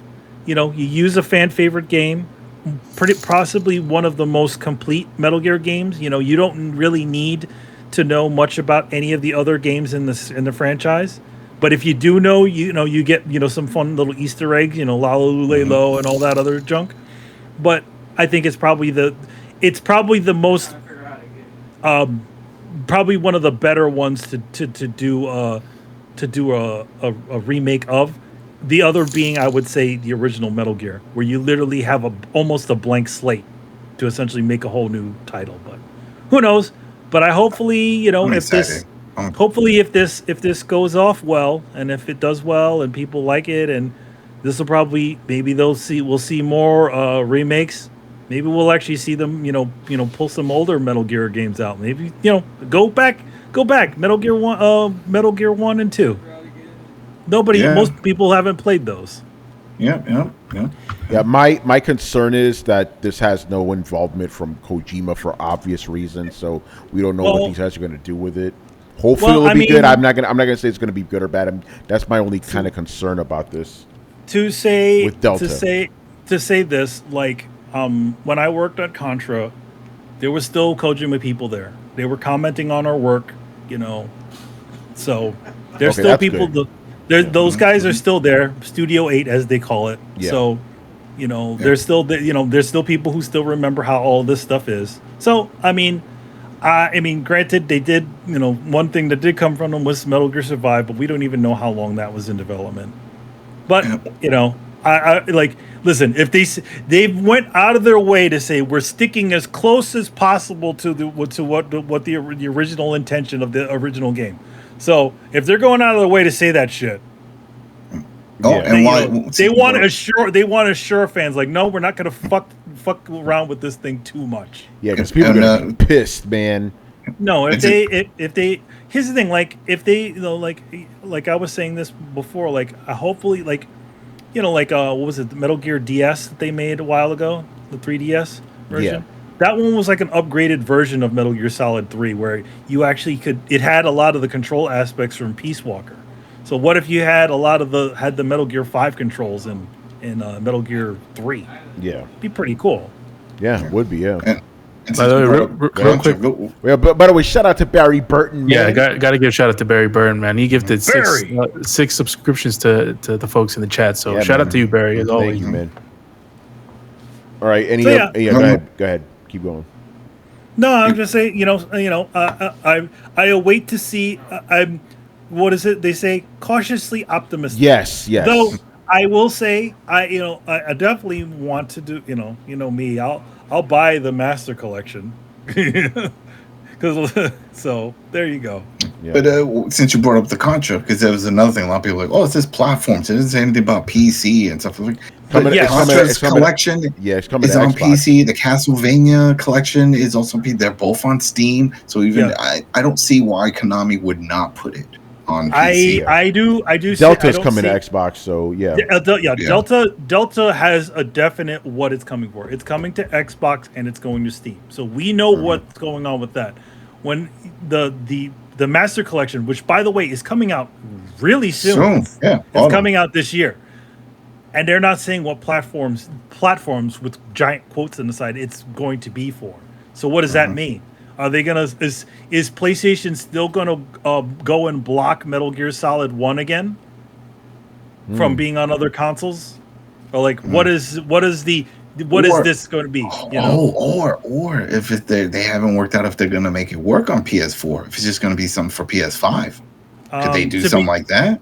To be honest, like that would be stupid of them to not do that. To at least put it on 4, 5, 4 and 5. I mean, especially we know it could. I mean, come on, it's old. Yeah, it's an old game. It'll run good on a PlayStation 4. It'll run good on an Xbox Series X. So, there you go. Yeah. Or they still haven't figured out if they can get it to work on the Switch. Yeah. All of them. That's the only thing. I mean, to be honest, the Switch is about as powerful as a PlayStation 3 or an Xbox 360, right? Yeah. They can easily run out those games. Yeah. All right. It'll run them better than they run on the PlayStation Vita. I can tell you that. Yeah. All right. Let's keep it moving. We still got more games. So yeah, that woke me up at least during the fucking showcase. Then it was unexpected. It was unexpected because you're like, what are you thinking? This is like another Evolution game, But then you see the green parrot. I thought it was an Evolution game too. Yeah. Yeah. And then we got this other game. I'm probably gonna mess it up. Towers of Agasba. Some high hand gliding game. Whales. I don't know. I don't know what the fuck that shit is. We don't like Whales. Yeah, it doesn't. It's not. It doesn't seem like it's coming to Xbox or whatever. Final Fantasy 16. Again, I'm hyped for this, but I'm like, I don't want to see any more trailers. Just give me the fucking game already. And this trailer didn't even have any gameplay, really. Like, what are we doing? Like, they had a dragon. Yeah, like that. Again, it's cool, but I'm like, give us the game already, man. There's so many times you can see E3 fucking blazing up. Yeah, I'm good. Like, I'm sold. I'm good. We didn't need to see this. Here's the weird thing to me. Go ahead, Brett. Oh, I was just gonna say the weird thing to me is like it didn't show gameplay, but I also couldn't make out what any of the story was supposed to be from this trailer. Like it was just a bunch of scenes of cool looking stuff. Yeah, like that's what it looked like to me. Yeah, they had a previous trailer that had like the story. Then they literally had a 20-minute gameplay showcase. Then you get this. Like, huh? He doesn't tell you anything about the story. Doesn't show you the gameplay. What are we doing? To be honest, that should have been the sizzle reel before the fucking show. Yeah, like, really, we didn't need this. Yeah, and again, I'm saying this and Spider-Man are my two most hyped games of the year. I didn't need to see this. I'm good, you know. Anyway, we know it's coming. Yeah, it's coming. All right. Anyway, move on. Alan Wake 2. That's cool. I mean, it's cool. That's cool. Alan Wake 2. But it seems like you're not playing as Alan Wake. It seems like you're trading between people, like you're trading between another character. This is Alan Wake and Control and pretty much all the Remedy games sort of loosely connect to each other. Yeah. Oh, by the way, Remedy is working on Max Payne, by the way. So just putting that out there. Oh shit! Good stuff. So yeah, I mean Alan Wake. We'll see. Maybe we'll see the That's final. also going on Xbox. So the bitterness that they had, the whole history. Yeah. No, I'm laughing at Ace Ali go shocking twist. Jeff Keighley paid PlayStation to hold off on some big announcements for Summer Game Fest. I am not kidding you guys right now. I have seen discourse on Twitter. PlayStation guys are literally saying, "Wait for Summer Game Fest." Doesn't that sound familiar? How the roles have reversed. Yeah. Well, I'm not sure about that narrative, but I will say that they did announce today that this game is going to be on the stage at Summer Games Fest. So they're actually going to show this game off during the presentation. Cool. Yeah, I'm down for that, man. You know, here's the thing. Like, I mean, you know, again, Jeff Keighley and his vision. Jeff Keighley. You know, like they're saying, they're saying, like he keeps, like, you know, they keep like advertising like this, like there is some sort of shit that's happening. There's nothing fucking happening. You're gonna be sitting in a goddamn theater watching other people in a bunch of fucking commercials. There's not a festival is an actual festival. There's other things to do in a festival other than just sit in a goddamn theater. Oh man, that's my only gripe with this Summer Games Fest. He's trying to make his E3 alternative. It's not an E3 alternative. It's just a fucking press conference. But I think it's catering to that Twitch community because what is all of that? Those live events, great events. It's the same shit. You're sitting there watching stuff. Are there events? I want to play. You know, if you're gonna go to Summer Games Fest, sell people on something more than just watching a bunch of trailers in a fucking theater. Jeff Keighley. Yeah, you know, come on, man. You know, put out some fucking some game stations. Some game stations for people to stand out. You know, like some booths. Get somebody, you know, something else to look forward to than just that. Yeah, Rich, what's up? So I was just going to say, I do agree that presentation is, for the most part, it is going to be a presentation. But the day after that, there is going to be a media-only event that obviously people can talk about now because everyone else is talking about it already online. Yes, there is going to be an opportunity for media to play some of this stuff, but not the public. So yeah, I mean, what are you paying $60 to get in there? What is it? That much money? I forgot how much a ticket at Summer Games Fest is. Oh, I'm not sure. I'm not sure about that. Yeah, it's like a $60 game, a $60 ticket, like essentially going to see a concert.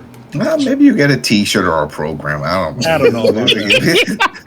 I gave you some. Here you go. I was at Summer Game Fest 2023. All I gotta say is that Summer Games Fest sounds like a fucking huge rope-a-dope to anybody who's attending that show who's not media. Like, what? You're gonna fly into fucking town to just sit in the theater? Come on, man. You can take pictures with Keely for $25. What was the other thing that they used to do? They used to like rent out movie theaters.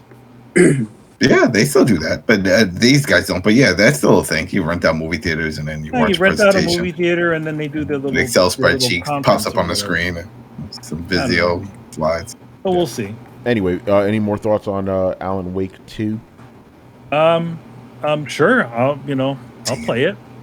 I gotta finish the first one. I've rage quit so many times on that shit. Brian? Apparently, there's some slight controversy in that people are saying that it's digital only. I don't know. Yes, they said digital only, and very interesting. I did see Epic Games connected to it too as well. Yeah, from what I understand, they said it's a digital only release, so they could keep it to $60. Well, doesn't Epic Games own Remedy? No, they don't. No. They're a publisher though. Yeah, but it's also on that Xbox list too, so it's gonna be. Well, and I didn't think that. I for one didn't think that one was gonna happen because of the issues that Remedy has had with Microsoft even after the last game. So I mean, I feel like they, they'd be silly not to be able to put it on there. Yeah, Rich, my guess is, good. Oh no, I just was going to say, it is on both consoles. And one thing of note that I did see that was confirmed, what they showed as far as that trailer, all of that was on PS5, so not PC. Yeah. So I thought that was pretty impressive. Good stuff. Yeah, we saw Sam Lake, a digital Sam Lake in there. Yeah, we did. Yeah.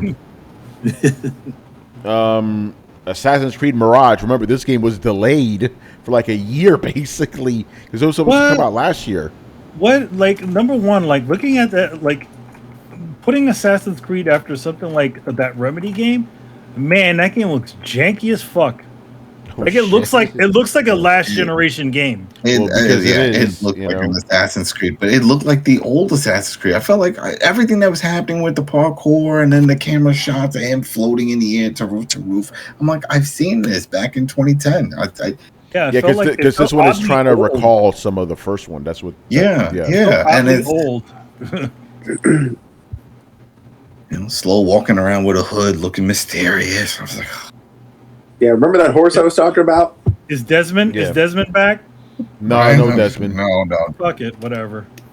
Well, I hope for Ubisoft's sake that this does save them because they have not had a good last couple of years. No, they haven't. Yeah. By the way, isn't Beyond Good and Evil getting the Guinness World Record for having a longer development time than Duke Nukem Forever? Shit. Damn. That's a good question. I thought they canceled it though. I thought they just stopped talking about it altogether. It's still going. Oh, by the way, real quick, this isn't about the showcase, but fucking Prince of Persia, they started development again on it from scratch. The remake, you have the template already. The fucking game that came out in 2005. Do that. That's it. They had to. Maybe they had don't to have stop the rights development. to the code. That's the only thing I can think of. It's a financial thing. I don't know about that, but they literally just started the remake all over again. And again, this goes to show you guys, like, you can't just make people go, they should lock in these dates. Like, it doesn't work like that with game development. Game development is not like that. Why do you think we haven't gotten Beyond Good and Evil?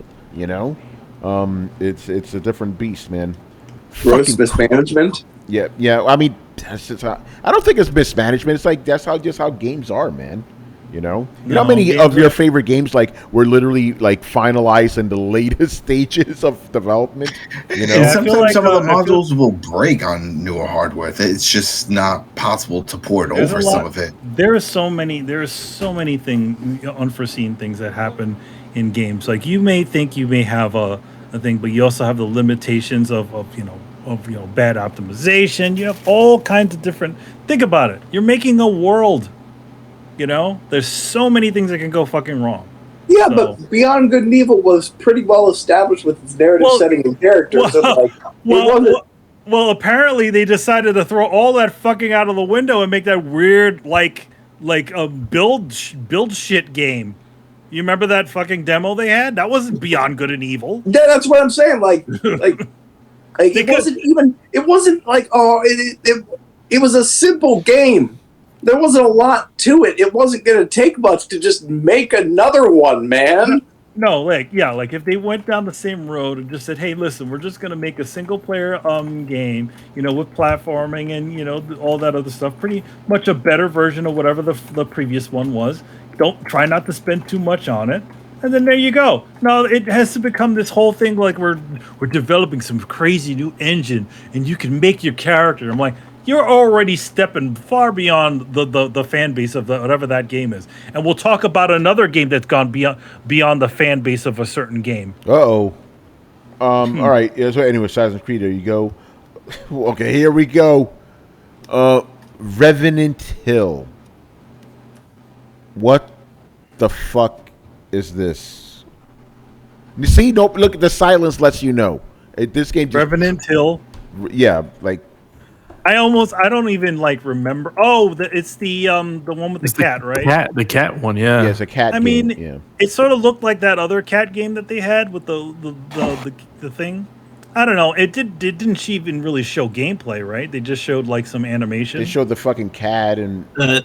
I mean, I don't know. It's So again, yeah. a small fish and a giant, Yeah. whatever you call it. Yeah, Rich, what's up? So when is Xbox going to release a game about dogs? Yeah, right. It's to counter it. Oh, by the way, real quick, Alan Wake 2 is also coming to Xbox. Of course it is. Yeah, Revenant Hill doesn't look like it's coming to Xbox. That's not the right question. The question is, when are they going to bring back Blinks the cat? You know? It needs come on, to man. Yo, they literally have their own fucking Ratchet and Clank right there. Yeah, they do. You could just, you just throw that game at, you literally the guy who created Sonic, designed the fucking character. You got your mascot. Come on, man. Yeah. You can do it. All right, whatever. Anyway, Brian Manjoma, I know you're very excited about this one right here, and I'm not being facetious. I mean, legit. Dragon's Dogma 2 is real. That was a big surprise, man. Yeah. I was very surprised by that. I was not expecting it. I kind of knew something was off when the Griffin flew in. I was like, hold on, that looks familiar. It's like Capcom. It's like, okay. And then Cam just pans out and I'm like, I recognize that place. This is Dragon's Dogma. And yeah, oh my gosh, I was so hyped. I was like, okay, cool. I have so many questions now to the point where I don't even know what is happening anymore in this game. Because for those of you that have played the first game, you kind of know. But for those of you that don't, the whole game is just kind of circular in how it starts. And at the end, well, the start is actually the end. And it's all just loops around. So it's kind of like Dark Souls, where there's no real end and beginning. It's just kind of a flat circle. So the question is, why is the dragon there? Because that was the bad guy, well, quote unquote, the bad guy of the first game, and we killed him. So why is that there? But there's a reason why he's there, but it's so many questions. And I noticed that there's actually quite a lot of spells that they used from the first game. So it's like, okay, so possibly a lot of the same classes are returning, a lot of the same spells are returning, and possibly similar missions as... There was a part where there's a cart on a bridge, and I think it was a Cyclops.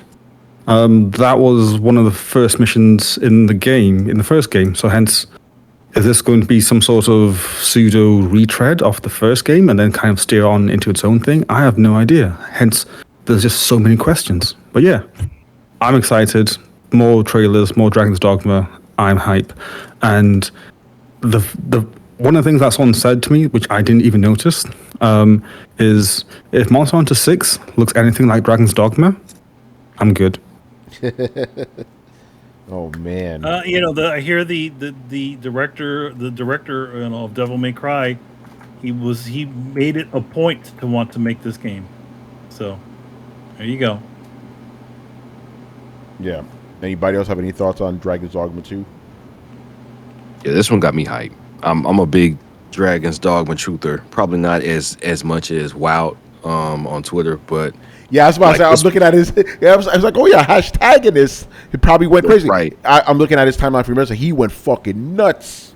That was his game. Yeah. Yeah. I mean, he's been pumping Dragon's Dogma 2 for like 10 years. So he really has.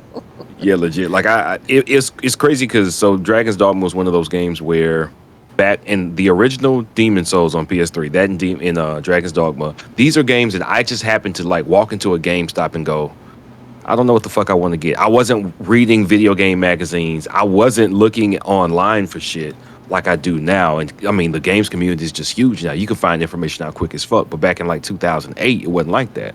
So you just go to the store and you trade in a couple of old games. And you like, all right, I don't know. And you ask the dude at the counter, what about this? And they says, oh, well, it's kind of like this. You like that stuff? Yeah, sure. And I picked up Dragon's Dogma and I fucking loved it. And I came to find out years later that one of my best friends, Charles Singletary, he was like, yo, you played that shit? I was like, you played that shit? So you know. And so it's like this little mini clique of people who, like, it was never this high profile ass game, but they just nailed this fantasy world, but inventory focused a little bit, but magic and melee balanced in the same world. Like, very rarely do you get a balance of both. That's not like dungeon crawling, you know what I mean? So you can climb all the beasts and shit. So I've been heavy on this, and when they announced it last year, like, that's all I need to see. I was like, thank you. I just needed to know the sequel was real. I had no idea we were gonna get actual footage of the shit. It looked phenomenal. The spell casting looked phenomenal. This was a plus for the showcase for me because I did not expect that shit, and I fucking love Dragon's Dogma. So yeah, that was a big win for me. All right, good stuff. When I was thinking when it was real, I was thinking of Cisco. It's real. It's real. I dreamt it, and it's real. Yeah. Do you know what sold me on the first game, B-Roll? I seen like this one. I think it was like a developer diary thing, and they had one character's. He just was walking around the main town of Grand Soren, and then he just gets on top of one of the roofs of one of the buildings. So I'm like, okay, cool. So there's clever like level design, and you can like get on top of roofs. That's fine, you know, nothing too special. And then he says, oh yeah, like I can jump off this roof here, and then I can even do this. And then he picks up his companion and then just throws him off the side of the roof. And it's like, exactly. I was like, okay, you have me now. Like any game where you can do that means that they are thinking something different. And then I'm seeing them climbing like the ogre and stabbing me in the eye, and it's like, yes, you got me. I'm on this. Yeah, that shit was crazy, man. Groundbreaking game. Good stuff. All right, here we go. Uh-oh. Resident Evil 4 in VR. Why? Troopers. They did it You in knew it was 7. happening. No. Yeah, you know this was gonna happen. Come on. Yeah, I don't. Whatever. I'm skipping. Fuck that shit. Yeah. Let's talk. Okay, here's another one of these marathon. No, it's not one of those things. What is this? Well, it's people have been asking for fucking Bungie to make Marathon for fucking years. That's literally their original, like the title that launched Bungie. Oh, that's right. But you were telling me about this. It's a Mac first-person shooter. Okay. Yeah, So it's not one of these. Precursor to Halo. No, it has become one of these. Oh god, that's even and worse. It is an utter fucking slap in the face to anybody who even remembers playing those games, because Marathon was shit on the level of System Shock. Oh wow. Like narrative-driven first-person game, that sort of shit. And they make this. Wow. Okay. Yeah. Because to me, this literally looks like Destiny meets Overwatch or something like and that. That's what Apex Legends. Apex Legends. That's what they turned it wow. That's even worse than I imagined. When I heard it, I was like, "Holy shit! They finally did it! They finally brought back Marathon." Oh no! Oh no! Oh no! It's not Marathon. It's not Marathon. It's modern Bungie's version of what it. They even do a slight nod to it, like, "Oh, it takes place in the vast world of Marathon." Just like Apex Legends takes place in the vast world of Titanfall. We saw how that happened. Yeah. It's utterly disappointing, because it's like, how do you take this essentially like one of like again like a game that's on the level of System Shock and just pull everything out of it and just take one aspect of it, which is the cyborg shit, and then make essentially that's it. We're making like what do they call it? Essentially cyborg avatars. That's what we're doing. So basically, This is it's why you don't- Bungie's version of Syndicate. Oh, Pretty shit. much. And that's Well, you also don't bury coming to shit, the Pet Xbox, which Cemetery. is a big deal because that's Bungie's owned by Sony, and this is a new release. And A new okay. issue. Yeah, Mar- a new it's on issue. Xbox, by the way. At Yeah, Marathon. that's what I'm saying. It's a new issue, and it's on there. It's going to be on Xbox. So yeah, there you go. So you know, if you guys want to play some Marathon and not know any of the Nobody. context of any of the series. Well, when's the last marathon game? Was like the Oh, my 90s. The 90s, no, but Yeah. like the thing about it is like people have been asking for this shit like for years. Like, man, why doesn't Bungie go back and do Marathon? You know, like they could have been like, you know, like in the whole idea of like, oh, Destiny. Like, okay, yeah, they're gonna do Destiny, but come on.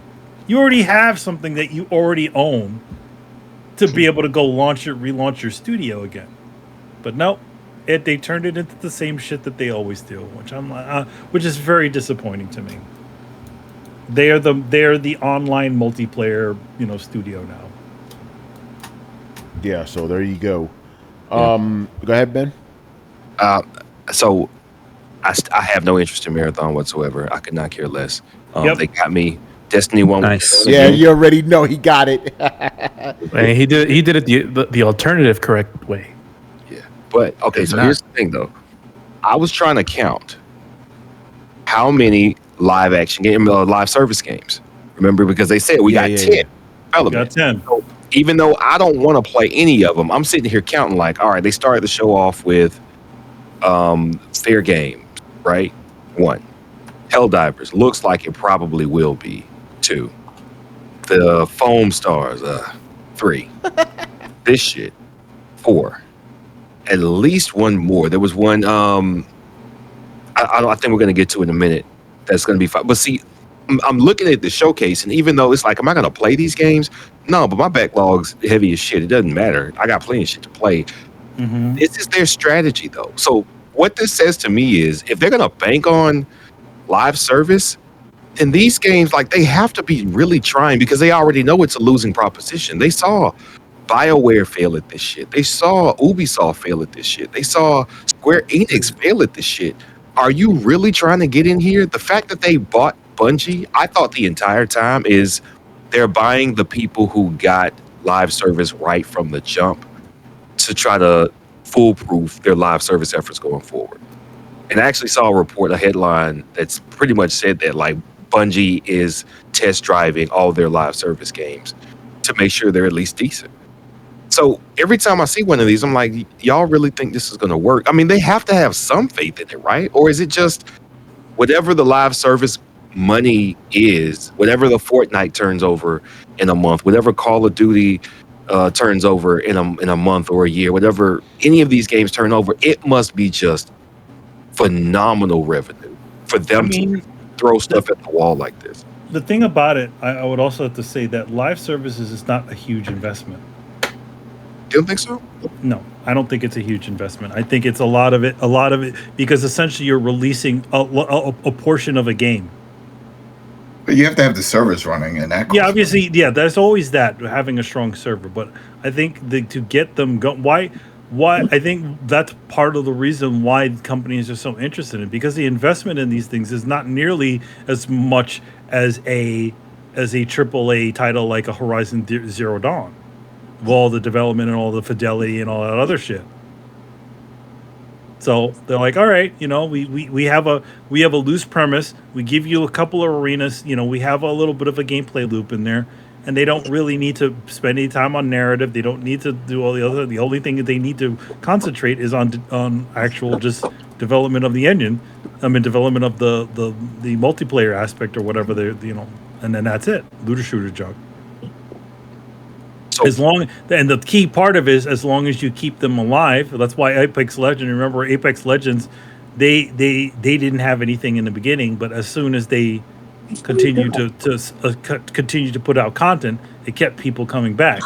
And those content dumps don't nearly cost as much as, again, making a full on title. So I think that's the reason why there's not a huge investment, and then there's the potential to make a lot of money. So if one of these services crashes and burns, it's okay. We didn't spend a lot of money on it. So you think like one going right can make up for like 4 of them going wrong? Yeah, I think so. Oh yeah, absolutely. I think so. If one hits and it hits right, it will. Yeah. Like it's funny. I'm here listening to the conversation. It seems to me like these live service games are pretty much the equivalent of like video game version of like reality TV shows. Very cheap to produce, but if they hit really big. Yeah, you didn't spend to make the real world. You didn't spend that much money because all the people in the real world aren't getting paid. They live in a fucking apartment that you rented for only maybe about a year. And then you just have the only real employees that you have in there is just your TV, your guys, the people filming the damn thing. Yeah. The most expensive part is probably the loft. Yeah, go ahead, Brian. But then you have the flip side of that, where what was it, like Bungie? Like, I don't know if it was Destiny 1 or Destiny 2. I'm going to say 1. They say that they spent $250 million on just making the game. Well, the thing about that situation is the reason why it took so much of that is because they had gone into so many different directions for that game. I mean, to be honest, they even dumped a narrative. So they went through the process of making a full-on game, like with a narrative and all that stuff. And right before they launched it, they just dumped the whole narratives. So I think that's the one reason why they did it. Why they spent so much goddamn money on it. When also you guys got to remember they were in partnership with EA, and I'm pretty sure EA bankrolled a shit ton of that money. Activision at first. Was it Activision? It was Activision. Oh yeah, Activision. My bad. Yeah, so a lot of that, I doubt Bungie had $250 million just to spend on a game. No, I think that they just I think the modern I don't think creating Fortnite was a bit was a huge investment for those guys. Look at the guys who essentially started that genre of game, PUBG. They were an independent studio. Those guys. They literally used off the market assets. So they weren't even authoring any of their own assets, and they were making shitloads of money before fucking Fortnite came in. So I think that's the key of all of this is the fact that they're not spending a lot of money to do these things, and that's why Sony can go and essentially have 10 of these dumbass fucking games in the pipeline, because I'm sure 10 of those games is not equal to the budget of a Horizon Zero Dawn or Spider-Man or any of the other big titles that they're tossing out there. Well, by the way, go ahead. Yeah. No, I was going to say, so one thing that I found curious, because I nerd out a lot about video game, like all the business happenings and shit, right? Like Xbox failing is not funny because I'm a PlayStation guy. It's funny because it's like some dumbass business decisions, and I find it like I'm trying to get to the root of how y'all fuck this up. You know what I mean? Mm-hmm. So when it comes to PlayStation, they partnered with Jaden Raymond's studio, Haven. Mm-hmm. They partnered with them initially, right? Yeah. So they didn't buy them until like a year and a half or 2 years had gone by, which means that if this game, Fair Game, is her studio's game, that means they saw this thing and said, "Yep, we struck gold with this live service shit. We're gonna buy you now." And so on one hand, I'm like, all right, Sony, y'all make great games. Y'all make the best software that's cutting edge and storytelling and in some ways action. There are better games out there, but as far as who's producing them at this clip, like going back to the PS4 generation, of course, where they had a lot of heat, you got to know what you're looking at. Like, I think y'all know what y'all are doing, but you also said, yeah, we like what we see a Fair Game. Let me buy this shit. Like, I don't know, man. Like, it's very curious to me because they made all these good decisions, but then you bought the studio that made Fair Game. And also the other studio was Firewalk, and they showed their clip. I know we'll probably still get to that one. Yep, yeah, that's actually, let's just get right, that perfect segue. Concord. This trailer was crazy because they didn't show anything. It was literally, here's a closet in space, a logo, and we're done. Right now, I had to actually look this up. What the fuck is this game? So hey, there was a burger. There was a burger. That's true. Burger looked good. They Concord, showed as much as Starfield did in their first trailer. yeah, man. Mm-hmm. So this is a new PvP multiplayer FPS from Firewalk Studios. Yeah, so it's another Tony, service game. Absolutely, Service lost me there. game. Did they show God all damn. 10? So Sir- wait, did yeah. they show all 10 service games? Come on, is that what they did? B-Will, how many is this? At least this is 5. Okay, this this is is at 5. least 5, and I may be missing one. Yeah, by the way, this is interesting because I'm reading this off of Polygon, but I'm looking at PlayStation. All they listed, there's more games they showed at this showcase. But thankfully, we're going to mercifully pass over most of these VR fucking games. So fuck that shit. Yeah, Concord, PvE. You lost me at PvP multiplayer, but done. Don't care. Yeah, I don't care. Don't care. And then this. Oh my god, I gotta control myself here. We're almost done with this show, right? You know, when we're watching this yesterday, we're almost done with the show, and they decide, hey, let's drop a movie trailer. Drop a movie trailer in the game showcase. God. They did, but Tony, sorry, Rich, I gotta cut you off. They not only did they show a movie trailer, they showed a movie trailer of the movie that most people weren't excited for. Yeah. What the hell was Spider-Man? Like, if you're gonna do it, show man, the one that one people care about. Yeah, man. Yeah. If you're gonna show a trailer for a movie that people care about, show fucking Spider-Verse. They showed a movie trailer during. They showed a movie trailer during a game showcase. I can't get over that. But it was game related. I guess that's how I will say this. You know what this Jeff reminds Keighley me of? Do you know what this reminds me of? Something that happened 10 years ago. May 21st, 2013, a day that will live in infamy. You know, Brian, you know what I'm getting at right now. There was a certain other game presentation, and people clocked this. The first game of that presentation, I'm talking about Xbox One reveal, was not revealed until 30 minutes into the presentation. Anyway, what was that filled with? Movie trailers. TV, trailers. Again, it's one thing to read this and see it.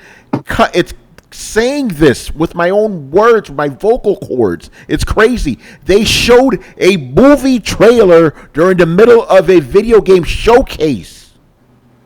You know, Jeff Keighley also shows a lot of movie trailers in his Yeah, showcase. I know. And he has them presenting shit on the stage too, advertising stuff. Nobody calls that thing out. We do. We fucking do. We do.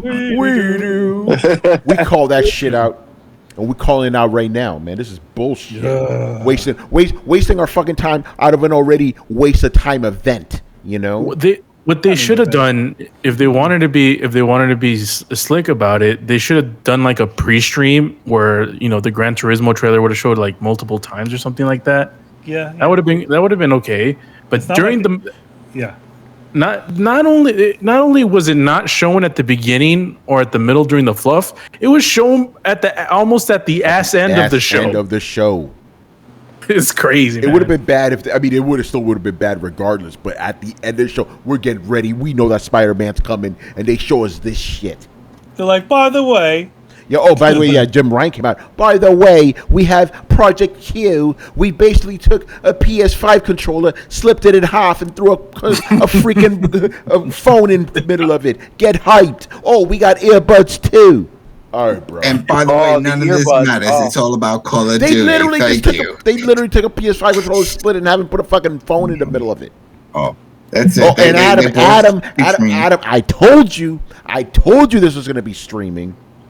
But we knew it's going to be streaming. What do you know? tell Remember, me? you said no, they can't. You said I hope they don't do that, and I was like, Adam, watch. No. I knew there's no way that we're going to make another one. The whole thing, when it was first released and teased, was that it was just a streaming device. I'm like, who wants this shit? You could already do it on your phone and your tablet. Well, you're getting it, and this is, what do we call this again, class?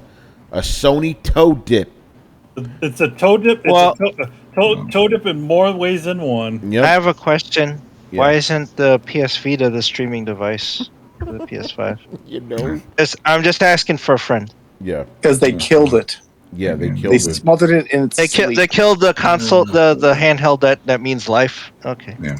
Yeah. This thing better cost like 70, maybe the most $100 because it's No, got it's no not. real guts to No, it. it's Got no not. real No, guts. this not. is Sony. You This is already going to know. be You ridiculously already expensive. know. It's not going to be doing 4K. We know that much. That screen is not going to do no 4K. They're not going to put, what kind of battery life is that going to have? That fucking Logitech streaming shit that came out with, that's like $200 or something, you know? Yeah, Oh, that was 400. It was a $400 one. Go ahead, Brian. I've been seeing that the device is 1080p, which I think is all right, given how I don't think the PS5 streams out anything more than that. So it's fine in that aspect. But at the same time, the price-wise, yeah, this thing. Okay. Yo, I gotta stop you. The Logitech Cloud is $300. It's just streaming. You say so? You know it's gonna cost. I'm not saying it's $300, but this is gonna cost hundreds of dollars. I guarantee you that. Oh, No, they're definitely. gonna charge you. They're gonna charge you at least lowest. I would say $400. Minimum, in my opinion, minimum $200. Minimum. So they're gonna put this firmly in the Steam Deck price range. Yep, no, they're gonna do exactly that shit. Watch them. Oh, it gets even worse. I'm going to say something, and I would love to know if anyone even remembers this thing. Who here remembers the Backbone 1? You still have the, I still have a backbone that's for my phone. Again, the silence just says it all. Yeah. So the Backbone 1 is available on Android and iOS, and basically a device thing that you slot your phone inside so that you can. Probably if you heard this before, the new stream one your PlayStation games and stuff. So the question is, why the hell does the Backbone 1 exist and then also this thing exist? And keep note that the Backbone 1, just the controller thing, and that's it, is $100. $100. So I'm looking at that, and then I know that the DualSense controller is it like what, $70 retail? Something like that. Yeah. So there's Adam, there's no way this thing is costing less than a DualSense when it pretty much is just a DualSense with a switch in between. This thing is like minimum. DualSense is that the right price? $75? Yes, it is. It's pretty expensive. Yeah, this thing is at least. I'd be surprised, very surprised, if this was less than 200. Yeah, 200 minimum. You know, I'm expecting 250, and even then, who is this catered towards? Oh, and that's why I say Project L. Like, and again, and this even goes back to what I was mentioning on Throwdown Your Questions. It's like they have a habit of just like releasing software or hardware that's kind of just doing what already exists, and it's kind of pointless. I mean, why get this when I have a phone that can already do it, and you can like USB-C your DualSense to, or even worse, again, B-Well has mentioned plenty of times, you have the Steam Deck and all its comparators that can do the same thing. So, who will be buying this? To me, this now sits firmly as this generation's version of PS Vita TV. It's just pointless, and there's no appeal to it for anyone. Nope. Yeah, you know, I was sitting here looking at this shit, and I was like, I just got a Steam Deck, guys. Keep up. What the fuck are you doing? Like, the Steam Deck could be better. Like, let's say if it was an OLED screen, right, instead of LED screen. Yes, that would make the Steam Deck better.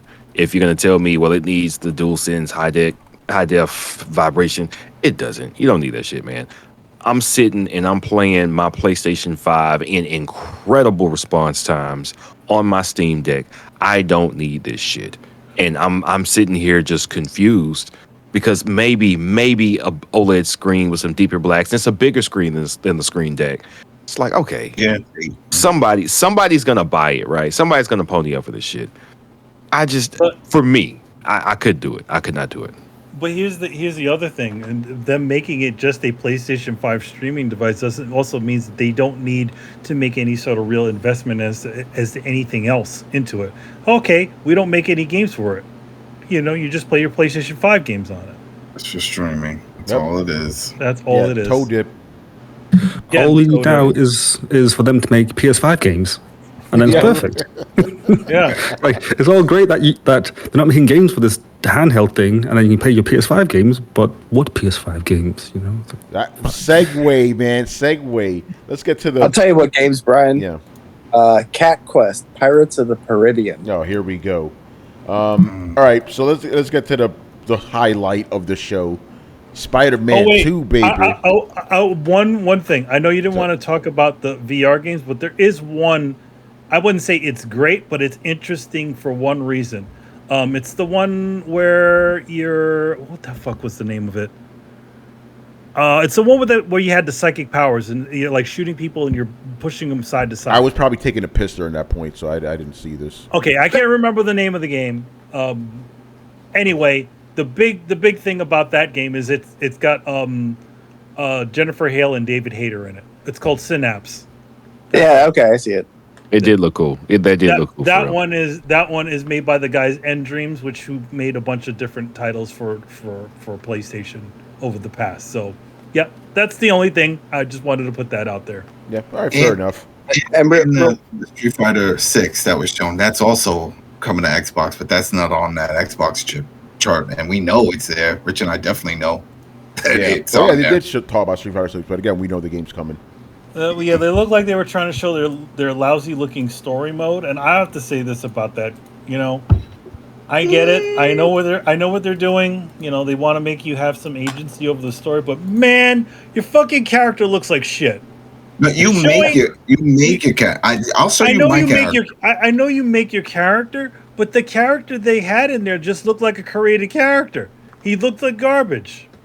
Well, he is a created character. Yeah, well, he is a created character, but like, thing is, like you stand this sort of like cheap looking character next to all these like highly rendered characters like Zangief and all of them. I'm like, come on, man, really? They should have showed the character creation options at least before they landed on Milk Toast version. Yeah, it's like Milk Toast guy that they just threw in there. It just didn't. It was whatever. I'll send you my guy. I mean, a pretty looking cool guy.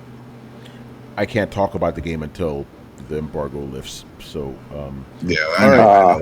Real quick before we go on to the part that everybody actually cares about. You know, I wanted to mention, like, Tony, I mentioned this to you. I just wanted to throw it out there. Like watching Grand Blue Saga and some of these anime games. You know, the anime games. I forgot about those. Yeah. There was I'll say one thing. I'll sorry to cut you off. One thing about Grand Blue Saga is that was the game that Platinum Games was developing, and it's finally coming out. They essentially got pulled off of it or whatever. So yeah. Yeah, go ahead, Brett.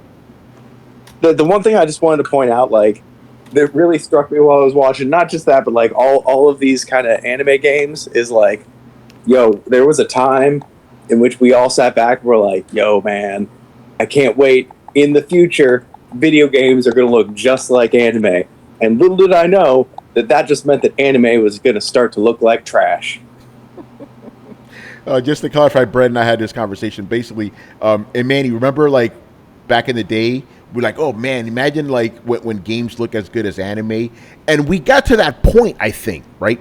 Around, like, 2015, like, when you had, like, some of those Dragon Ball Z games, like, whoa, this looks like the anime. But the problem is, and the games look just like, they look like anime now. They still do. The problem is, since anime doesn't look as good, the games don't look as good anymore. Like, could you imagine if we had, like, fucking the graphics we had now in the 80s with that type of anime? The real shit, you know? So, no, yes, games look exactly like anime now, right? But since the anime don't look that good, the games don't look that good. I will say on Grand Blue Fantasy, not this iteration of Grand Blue Fantasy, I still think the Arc System Works game looks 20 times better than that thing.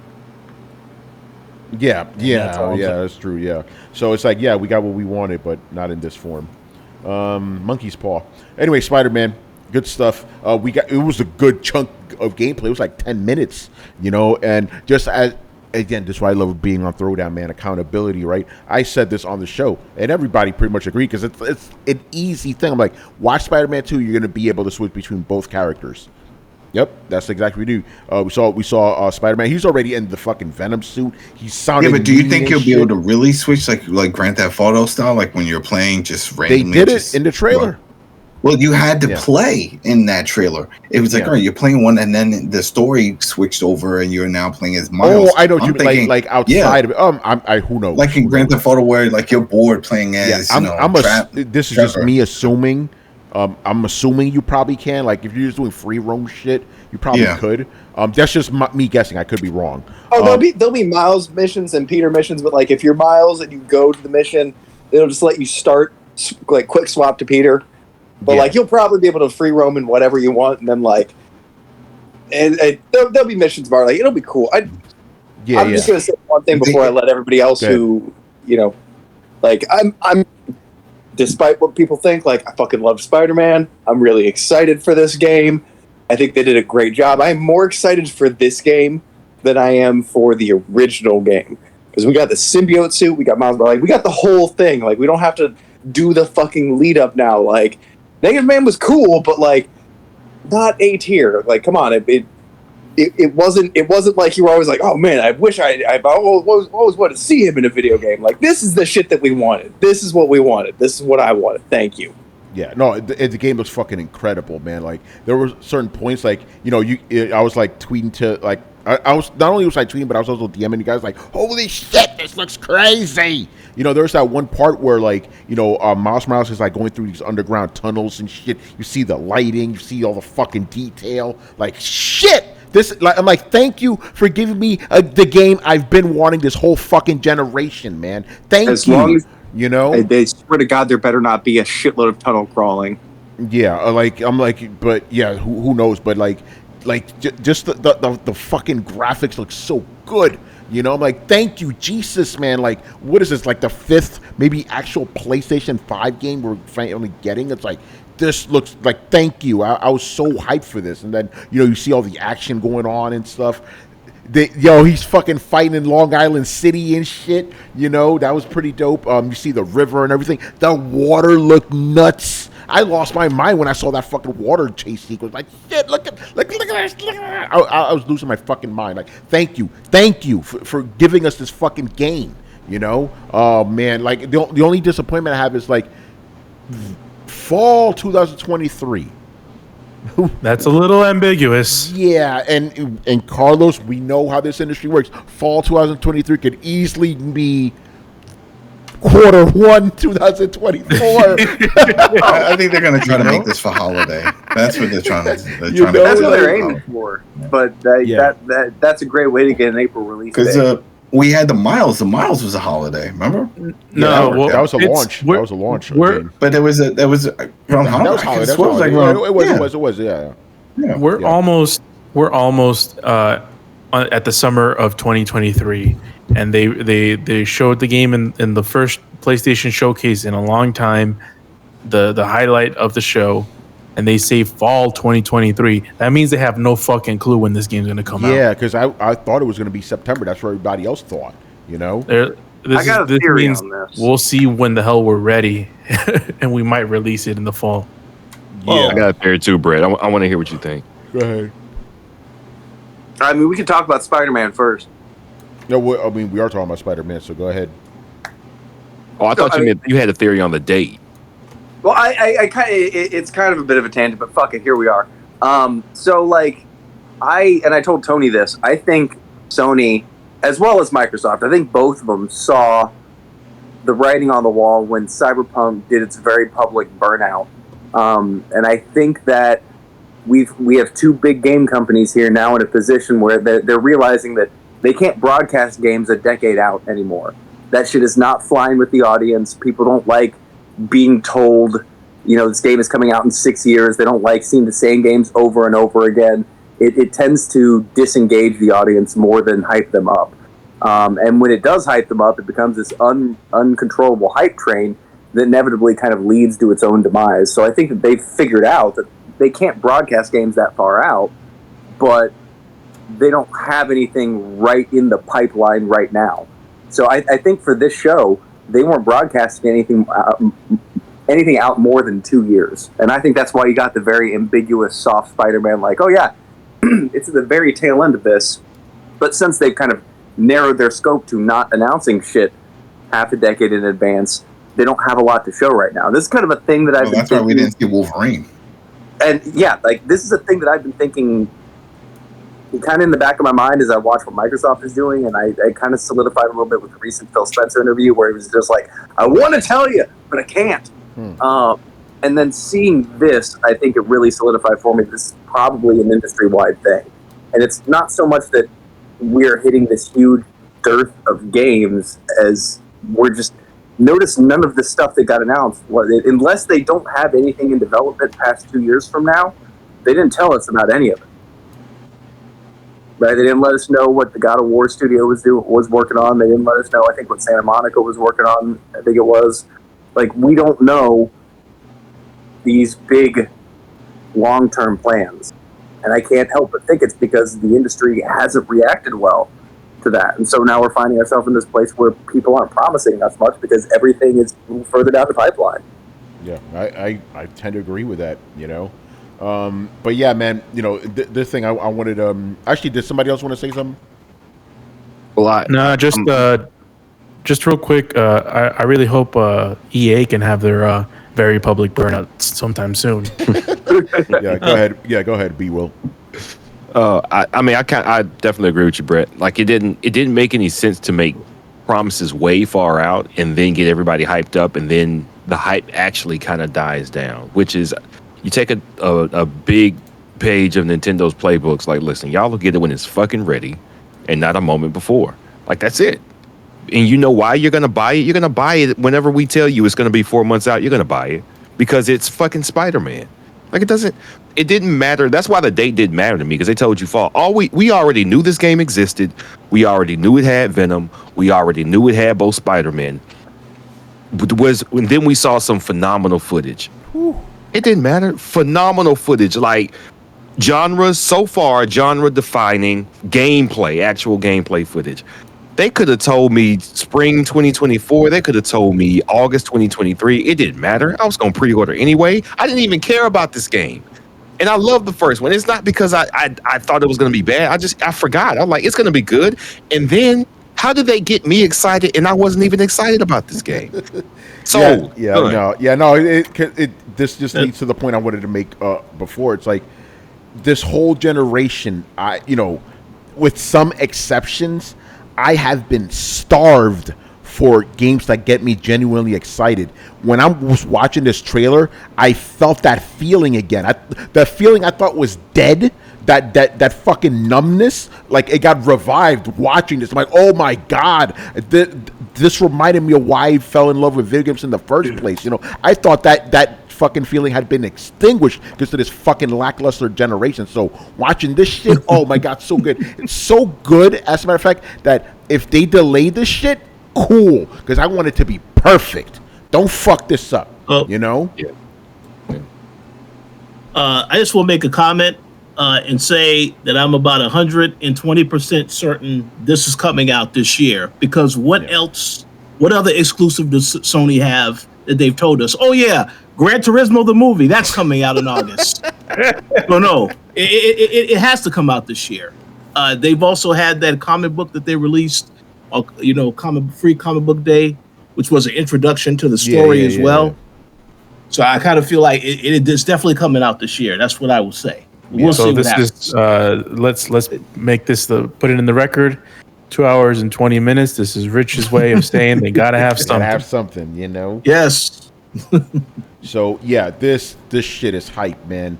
That trailer was so good, you know. So give me this game, man. Give me this game. If you watched the stream, I watched it on YouTube. Do yourselves a favor and rewatch just the Spider-Man trailer and put that in 4K. Man. Oh, it's still not in 4K? What the fuck? No. I'm saying, like, you put it in 4K. Yeah.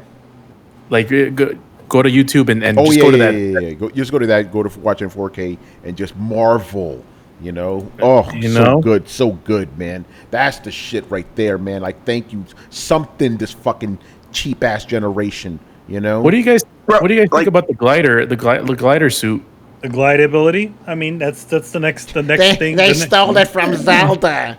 Well, okay. they took that from Steep, if you want to go that far. No, they took it from fucking Spider-Man because he had it before. But the flight suit was a government thing. They've had that a long time. Spider-Man had that. Spider-Man he had that in the comics too. Yeah. But before any of that, it's a real thing. It's a flight suit is a real thing. Yeah, flight suit's a real thing. That's what I'm saying. I mean, that was incredible. Why are we arguing over this? I don't, because he brought it up as one of the new features. I can tell you why we're arguing about it. I wasn't wowed by that.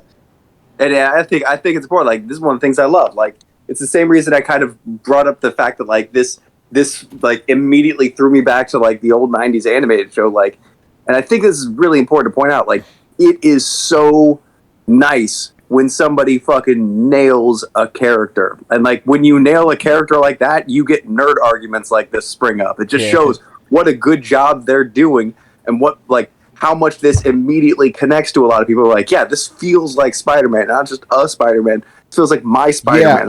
Yeah, Brett, I said the same thing when the first game came out. I was like, hey, we finally get a Spider-Man that's like... What's funny about Spider-Man, they haven't nailed him in the movies, but you're right. They nailed him in the fucking animated series from the 90s, and they nailed him in this game too, you know?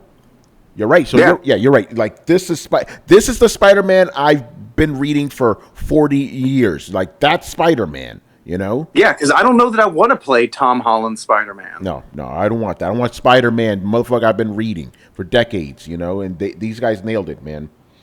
Spider-Man. But yeah, good stuff. Give me this game. And man, I know you're getting a PS5 for this game. Yeah, I'll get a PS5 for the game. But to be honest, I could also just buy the game and wait for they get a slim one. You could. Because I mean, that's the only part of PS5 I'm not really looking forward to, having that giant fucking white monolith. If the rumors are true, you may get a Slim this year.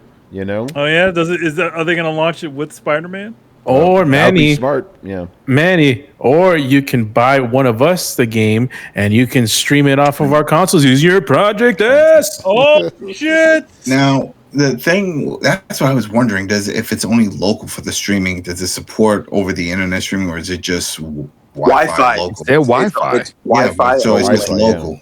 So it's only local. So it's an utterly useless handheld. Yeah, it's worse than the Vita. Then it's worse than Project L. Project L. Let's call it that, man. Doesn't even go on. It doesn't go online. It uses your own network. So again, literally the stuff that the PlayStation Vita could do. So just without the Vita part. Epic fail, Adam. Epic fail. Because I'm playing The Division on my Vita while I was in New York, just streaming from my PS4. I left it on and just did it. And then if it can't even do that, it's bullshit. Just get a Vita for that money. Here's my question: we all know the Wi-Fi network adapter for PlayStation has always sucked since time immemorial. That's just like a thing, a part that they cheap out on just about every console, right? So like. Is the upload from that thing going to be sufficient enough to make a truly seamless streaming experience? Who knows, I can tell you this from remote playing: if you are hardwired from your router modem to your PlayStation, you'll be fine. If you're strictly over Wi-Fi, good luck.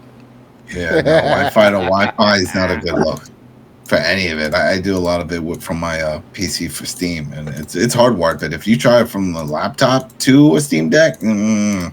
Yeah, not at my house. Yeah, my PS5 is Wi-Fi'd, and yeah, you can sense the difference. Like it just has like a slight bit of delay, but you can feel the difference. That like, okay, there's something not quite right. So, yeah, good luck.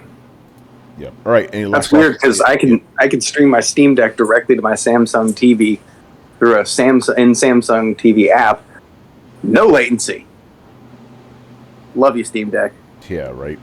All right. So, any last thoughts on Spider-Man before we just get to our final thoughts on the show overall? Spider-Man. He's the man with the plan. There you go, That's why man. he's But Spider-Man. it's no Call of Duty. That's the thing. Jim Ryan said there's no Call of Duty. It's great. It's a great IP, but it does not compare to Call of Duty. Oh, what a fun you know, Spider-Man is a great character. It's a great universe, but it doesn't hold a candle to the greatest franchise ever created. Call of Duty. Oh man! And this is why the PlayStation Initiative. This is why the PlayStation Initiative, that is what I call our coalition, has come together to try to stop any company from controlling the greatest game ever created. Thank you. Yeah. All right, man. Let's give our final thoughts on this show overall.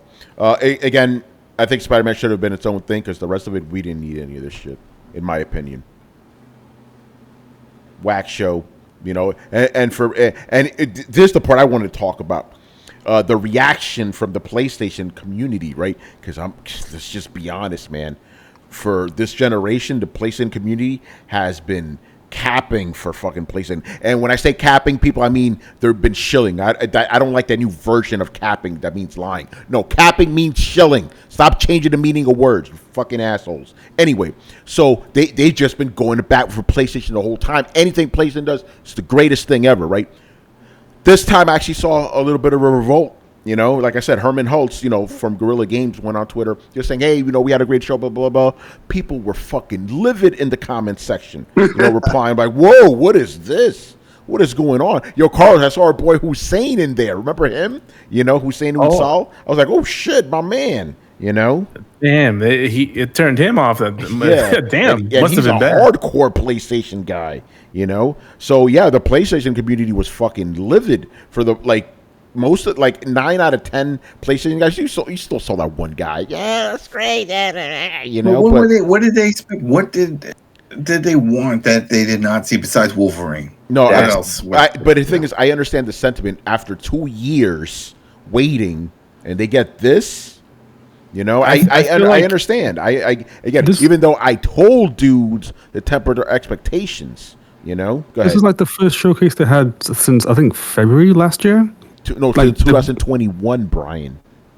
Oh, that's even worse. Yeah. They just, again, as Tony said, they've just been silent. They've not mentioned anything. And I don't know who it is that brought up this point, but someone had mentioned that if Horizon and God of War weren't delayed, then last year Sony would have had nothing. Yeah.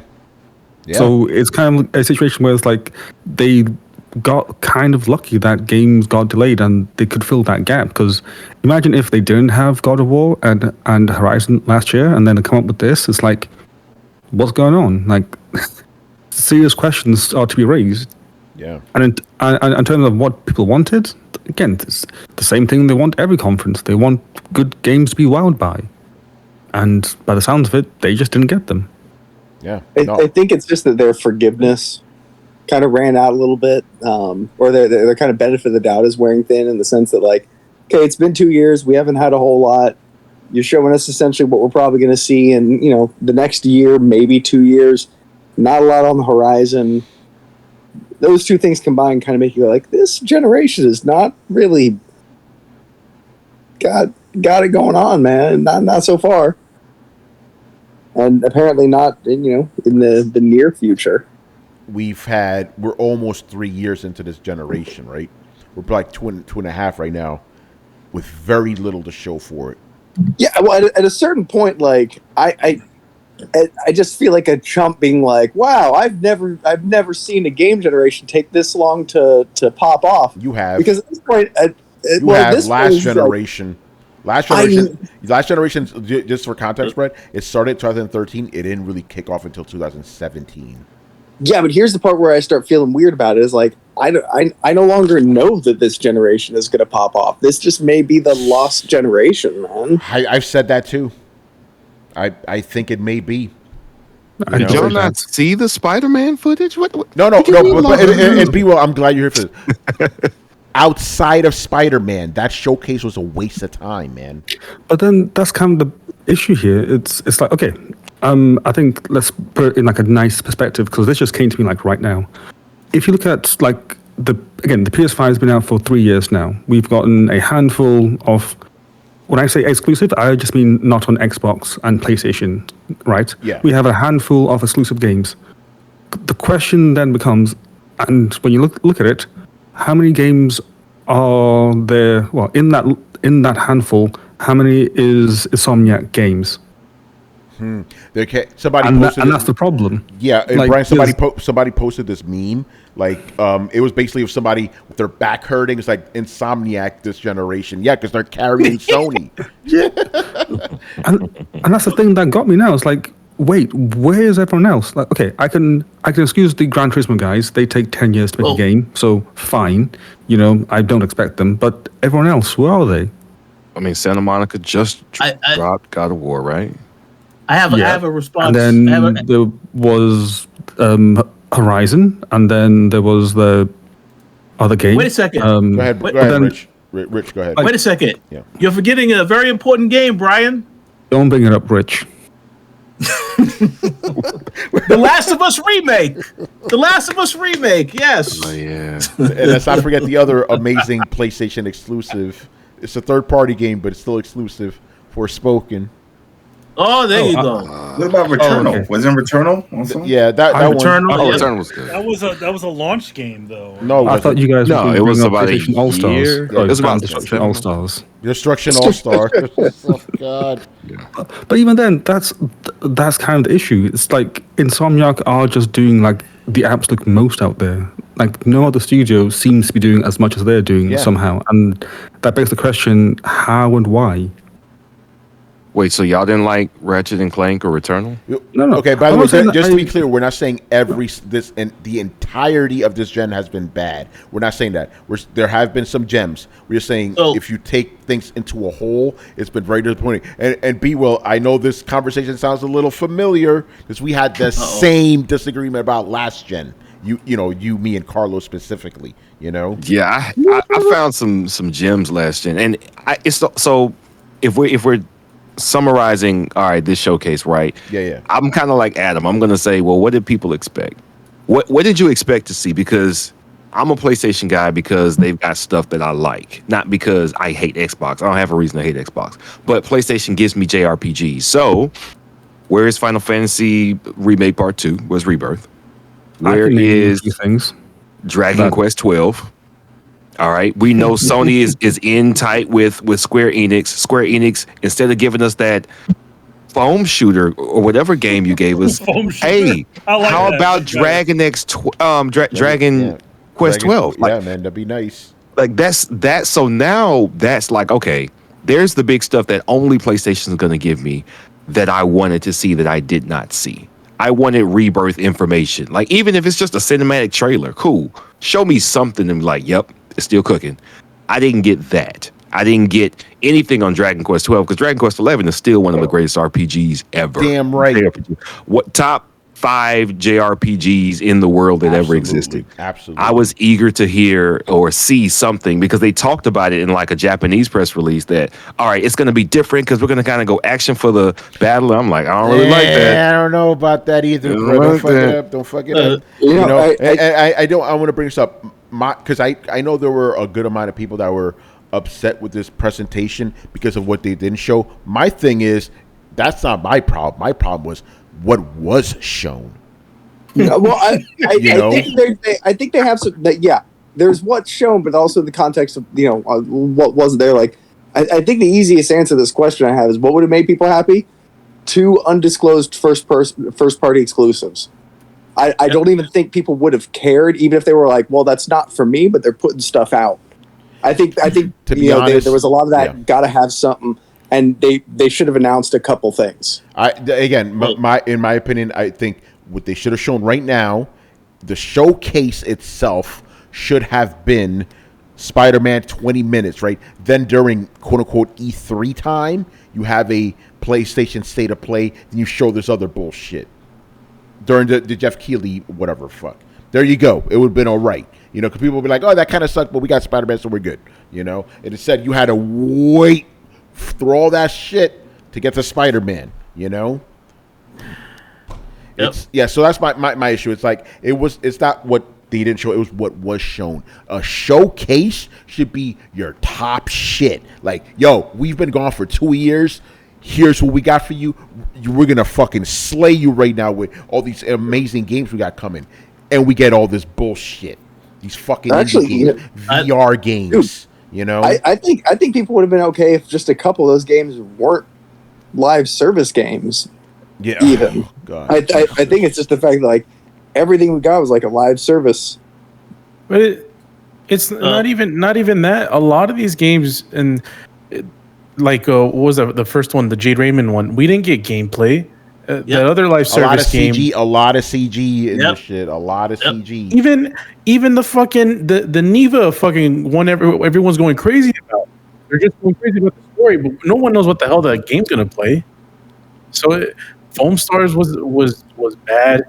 a lot of other stuff that just wasn't interesting for me. I agree with Tony. Final Fantasy 16. I'm as hyped as anyone for that game, but I'm sure as hell tired of watching all these damn commercials. Yeah, agreed. Assassin's Creed. Here's another thing. Shout out to Microsoft. Normally they don't get this many W's, but that tweet was a W. The one where they showed the list of games that are shown in this conference. And they're like, "Oh, check out these great games that are coming to Xbox." So it's like if Sony first party is revered to be one of the best at producing quality titles. Titles that a lot of people love, and I think from this showcase, the only one that had any inkling of this was Spider-Man 2. Everything else was a third-party sort of medium, or first-party that wasn't even revealed. Like, didn't show gameplay. We had no clue it was a live service game. So it's just, for me, my biggest issue is there wasn't that much first-party Sony stuff where they can flex on the competition, saying we got the best studios in town. And if I could add to what Carlos just said. The problem with the first party thing is that people already know stuff is in development. No update on Factions, which people know is in development. No update on this Uncharted game that supposedly is being worked on that we've seen leaks of in the past, but no one's talking about. So I think that's the big issue here. And I did see that Sony Ben, people was asking, what are they working on? Because one of the guys came out and said, "Oh, we are working on something, but we are not ready to show nothing yet." So I think I understand people being a little angry because, there wasn't really any first party presence at the show outside of Spider-Man. I will say this press conference as a Summer Games Fest conference might be an okay conference for me. Might be pretty decent. But as a Sony one, I feel like it just did. I got you. I agree with that. Again, that's why I'm like, if you would have shown most of this, all of this, during Summer Game Fest, and build it at Summer Game Fest. All right, some bullshit, but whatever. It's Summer Game Fest, whatever. But this is a showcase. You got to bring it hard for these, and they did not. Until the ass end of the show, when you're already when your mind's already fried, seeing all this bullshit. Bro, I think I still would have been pissed with the amount of live service games. Oh no, you should be. Because this is a problem. And what we get? We saw 5 of them, right? We're gonna have 5 more. So here you go. It's just so funny how all these companies are late to the party. It's like, okay, live service games are already kind of fading out, but since these games started developing years ago when the show was still popping, now we're getting them. Yeah, for sure. And I agree with you, Carlos. I think overall, when I'm watching this, right, because PlayStation 5 got that console, I'm still subscribed to Game Pass, and I use my Steam Deck to do the cloud streaming, right? So when something drops on there, like if I wanted to try Hi-Fi Rush, I tried it. Chained Echoes, another it's an RPG, but it's kind of SNES RPG style. I tried it. So I'm still playing fucking everything. I don't need Sony first party to keep me alive. Like, I got stuff that's just dropping on Steam. I got PlayStation 5 games backlogged. I got PlayStation 4 games backlogged. I got all my emulation shit on my Steam Deck. I got stuff to play. I wanted to hear. It was about what wasn't there. Like, I know y'all are saying, oh, what is about what was there and it wasn't good. Some of that shit, I was like, is it coming to PC? Cool, I'll play it on my Steam Deck. Because that's basically what it was. Half the shit was everywhere. Like, this stuff is going to go, the majority of those games are going to be PC and or Xbox. It was a general game showcase. It was not, it didn't feel like a PlayStation showcase. Yeah. I agree. Ironic. Go ahead. And in terms of like when people say, "Oh, so what were you expecting?" For one, I'm expecting Not Project trash. Eve. Well, not trash. I'm expecting to see something from Project Eve because they said that when on the showcase or when they were talking about, I think last year, Summer Games Fest, they said that it's coming out this year. So I was expecting something on that, or what's known now as Stellar Blade, but I still call it Project Eve. I was expecting something from Lost Soul Aside, a game that I seen trailer to 7 years ago, which was meant to be originally on PC, and then Sony did some rights to it, and then it kind of went quiet. So I'm like, where's this damn game? It's been 7 years in the making. And for the honesty, I'm still expecting something from Wild. I have not forgotten about that game. I'm like one of the few people in the world that still remembers that game. And everyone just looks at us and says, "Huh? What?" Didn't The it one come with the out on giant PC? snake lady titties. Pepperidge Farm remembers. Oh, that one. See, everyone remembers that part, Is- but I still remember when you where's said that? giant snake. Well, is that guy still in the industry? This is the same guy that was working on Beyond Good and Evil 2, right? The same creative mind behind that. Oh God, we're never seeing it. I don't remember, but I just remembered of another game. I don't remember its name. What's that one game that came out and everyone says it's fake and it's not happening? Abandoned? Abandoned. Yeah. Still The nothing. irony. Oh, you're never gonna get It's anything. not abandoned. It just hasn't come out yet. Yeah. Yeah. I got to throw in this there. My favorite take that I got from chat. I got to throw a shout out to Villa Kyle. He said, "I blame Xbox for this. If they weren't sitting on their hands, PlayStation wouldn't feel shame in making an hour out of 20 minutes." Yeah. Yeah, no, he's That's right. true. And that's something else I talked about in the Tony's take I did. I'm like, Sony kind of gave Xbox a win. Like when it comes to the summer showcase, like Xbox must have seen it. It's like, okay, whatever bullshit we were gonna show, take it out and just have nothing but the good stuff. Like Sony gave Microsoft an easy layup, you know? Yeah, which means they're gonna fumble it. Like They probably will. They probably will. They probably will. They're probably gonna fuck it up, you know. So- but yeah, go ahead. One thing I will say as some advice to Xbox: do not show anything that we've already seen in this particular showcase, please. Because I saw that tweet about all the games that are coming to Xbox. So, okay, you told us this. I don't want to see any of those trailers now in the Xbox showcase. Yeah. No additional extended gameplay, nothing. But yeah, if Xbox come out with like a good solid showcase of nothing but bangers that are coming out within the next year or two, they'll be good. And if they show Call of Duty, man, holy shit. They can throw this shit into sizzle reel just to be like, we got that too. Yeah, like, oh yeah, it's coming. You know, so I think Xbox has a good opportunity here just because of the way Sony fumbled this shit. But again, it boggles my mind that like somebody like they okayed this, they greenlit it, like this is good. Show that the fans are gonna love it. Like it boggles my mind. You know, Jim Ryan's like, there's like, how many games do we have? All right, put them all in there. But wait, don't we want to do choice cuts and give? No. We just give them games. They want games. We just give them games. yeah, like I'm gonna use just a writer terminology. It's like this needed an editor. Like an editor did not oversee this shit. You know, like no, we don't need this. No, it's like the one editing the thing is like, Mr. Ryan, do you want to see the rough cut? He's like, is the Gran Turismo trailer there? Yes.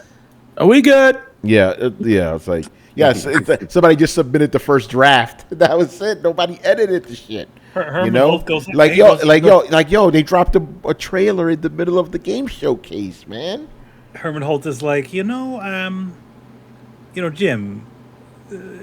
maybe we don't want to put so much of these games in here. Maybe we want to make it a little bit more, poppy, No, they say they want games. We're going to put games in there. And he's so fucking good at that, man. God damn it. The accent keeps changing, by the way. No, so Herman like Hudson, different what the British fuck is accents. that? Is there some German shit? He's like, well, we come in here. We're going to make some new games. It's like he's got like a weird Swedish accent. Yeah, he's like a doesn't he? Like Swedish guy, French? yeah. Oh my god. He's got a weird Swedish accent. He's talking. We got games here.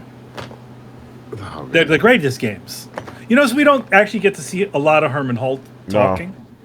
It's like they just sort of put him in the back room, like, all right, you got the seat, so sit back there. Yeah. All right. Any other thoughts on PlayStation Showcase, future of PlayStation, whatever? Whatever. I mean, Yeah. Wait till it's Summer still- Game Fest, right, man? He wait till Summer Game Fest. I don't know, man. I don't. No, there's what is the number one? To be honest, like I don't think that Jeff Keighley could score a PlayStation exclusive, with the exception of fucking Kojima. Yeah. You know. Yeah, Death Stranding too. Yeah. Yeah. Why would Sony literally put the egg in his basket? That's probably the stupidest idea ever. I'm gonna tweet that out. Wait till Summer Game Fest. #PlayStation. PlayStation. Yeah. No, you go. Wait till Summer Game Fest. #Xbox. Oh shit! Damn.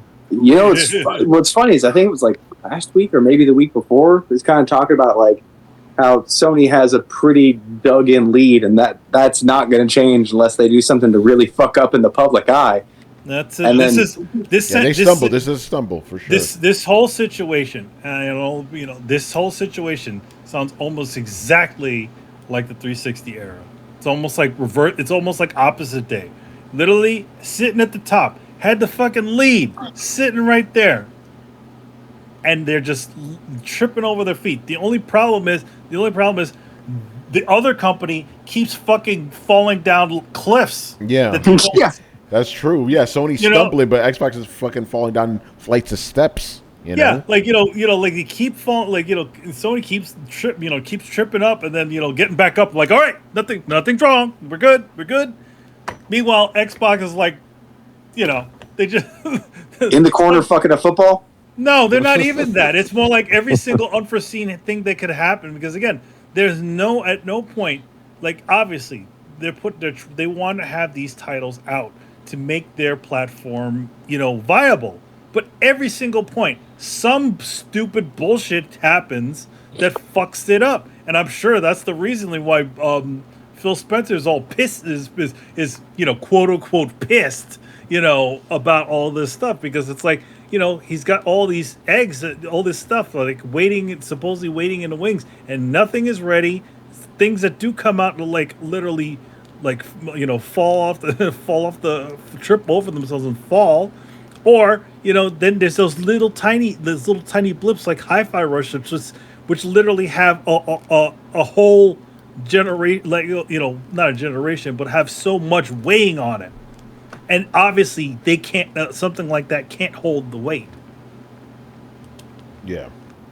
So, I still feel bad for Redfall, man. I think that was one of those situations where, like, Phil Spencer had to get out of the meeting after the first time he saw Redfall and just going like, "Well, we can't just cancel it. It's like we just bought him as a studio." Yeah, I don't like. I think the thing about it is like with Redfall, it's like, to be honest, I can't even say I was even excited for it.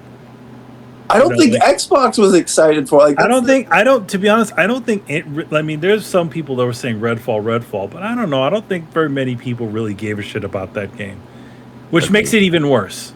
So it's like nobody gives a shit, and then it just crashes and burns at the same time. Right. I think it's just one of those cut your losses, put it out, and move on kind of situations. But it came at a really bad time where like Microsoft needed it to be a linchpin, and everybody was looking at it like, all right, well, here's the first of their stuff coming out.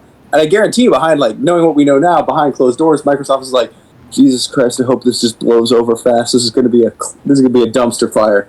Yeah, they knew. They obviously the embargoes, obviously say they knew what the deal was. They wouldn't have put it. A 24-hour embargo thing for no. They knew. They're trying to control. They do like any other company does, to try to essentially mitigate the failure that they know is going to happen. So if everybody can't get their reviews out right away, at least they can catch some of the people that pre-ordered or said, "Hey, I like this Redfall game," and go and buy it. Yeah, sight unseen. Yeah, I agree with Brett 100%. It's like they needed. Redfall was probably never going to be great, but because nothing good was going for them, it kind of became like the hope of the whole software division just kind of rested on the next game, and that was like, well, hey, this one fucking sucked. We actually got some good stuff coming, I'm sure, which is what Phil wants to say. He probably wants to rattle off like how far along Avowed is and how it looks, or how Fable's going, or how Senua's Sacrifice looks, but like you can't if it's not ready yet. If you're focusing on Starfield and it's just not ready, then Redfall has to catch all this fucking heat that it wasn't prepared to catch, and it shouldn't have been. No. But I mean, that's when you fail so bad for a whole generation like you did with Xbox One. That's really whose fault is that? It's not the developer who made Redfall that y'all have been mailing it in for like 8-9 years, but they're catching all the heat. It's not really their fault. I mean, it was probably going to suck anyway. I don't think the premise or the game's like basic combat loop was just. I don't think it was appealing, and it just didn't work. I know people who got to play test it, who got to mock review, and they were like, "Hey, man, this shit fucking sucks." Don't tell anybody, but this shit sucks. That was like 2 years ago. I was like, well, damn. I guess they couldn't make it any better because 2 years ago, people said, hey, that game fucking sucks. And it dropped. And everybody's like, hey, this game fucking sucks. That means this thing was irredeemable. It was too far along in development to cancel it, but also too far along to change it. Dude, Phil even said, like, when they're asked, like, well, why didn't you delay it? He found a very nice way to say, no amount of delays would have made this game playable. It was fundamentally flawed from concept up. Yep. Damn, man. Anyway, but we could talk about Xbox another day, man. I think it's time we start wrapping up. Almost 3 hours, people, man. We went in, but we had to do it, had to do it. All right, I want to thank our guests here, B. Will and Richard Bailey Jr. Brian Wilson, man, it's been great having you on. We definitely got to have you back on again. We can't let another 3 years pass by, It won't be that long, man. There's too much wild shit happening in games. I'll be back. No, definitely, man. So, where can people find you? I'm going to be on Twitter at Will_Wright, just replying to Tony, commenting on game shit and sports shit, because that's all I do. Y'all can catch me there. Nice. And Rich, man, thanks for being on as usual. Where can people find you? What's going on with the coalition? All that stuff. Yes, always a pleasure to be on with you gentlemen. You can find me on Twitter, Rich Bailey Jr. The coalition, we're pretty much in E3 mode, even though there is no E3 happening this year. So, yeah, we got a lot of stuff coming up. Summer Games Fest, a couple of other different things that we'll be able to talk about very soon. So stay tuned to the website. Good stuff. All right, throw it on, guys. Do we have anything to plug around here? Adam, I'm looking at you. Yeah, we got, I Am Negan. That's our Walking Dead podcast. We're still covering Fear the Walking Dead, the final season. So if you want to catch up on that and not waste your time watching the show, then you could always check us out on iTunes and Spotify and YouTube. Yeah, because so far there's 2 episodes in it. It hasn't been great. The story that the direction that they're going with this final season, it's lackluster. Yeah. So it's hopefully things can turn around and they can spice things up. But I'm not thinking that it's going to happen that way. It's man. Good. Yeah. I don't think they can spice up your life like the Spice Girls, man. Nope. Maybe if they had one of the Spice Girls in, maybe that could spice things up. They're in the mud in the swamp. It's like, oh, look at me. Maybe Scary Spice jumps out. Just to add on to what Adam said, if you are a Walking Dead fan, just listen to the podcast. Don't bother watching the TV show because it's pretty bad right now. Yeah, it's pretty. Oh, man. All right, people. So you already know Throwdown. Make sure you follow us on Twitch and Twitter. Join the Discord where the conversations and the rumors and all that good stuff is always popping. You guys were superheroes this week, man. Those comments were gold during the showcase and afterwards. You can find us on any podcast app by listening to Throwdown Show. That's 2 words, Throwdown Show. Throwdownshow.com to listen to past episodes. And if you've been watching us on YouTube and enjoyed our videos, make sure you hit like, subscribe, and hit the bell to be notified of when our premieres go live. Links to everything down below. Once again, I was your host, Tony Polanco, and tonight I was joined by Emilio Lopez. See you next time. Chris Seeley. Hey, take care, everyone. Carlos Romero. Peace out. Adam Vale. Go pick up Warhammer Gunbolt. Gunbolt is awesome. Go pick it up. All right, Brett Murdoch. It's been a real party, people. Come on, Brett. Deuces. Deuces. I don't know. Yeah, both those. It has been real. There we go. Brian Manjoma. Well met. Richard Bailey Jr. Wait for the Xbox Bethesda showcase. And Brian Wilson. Great time, fellas. Peace out. All right, people. You already know, man. Sunday. Later. Yeah. Peace.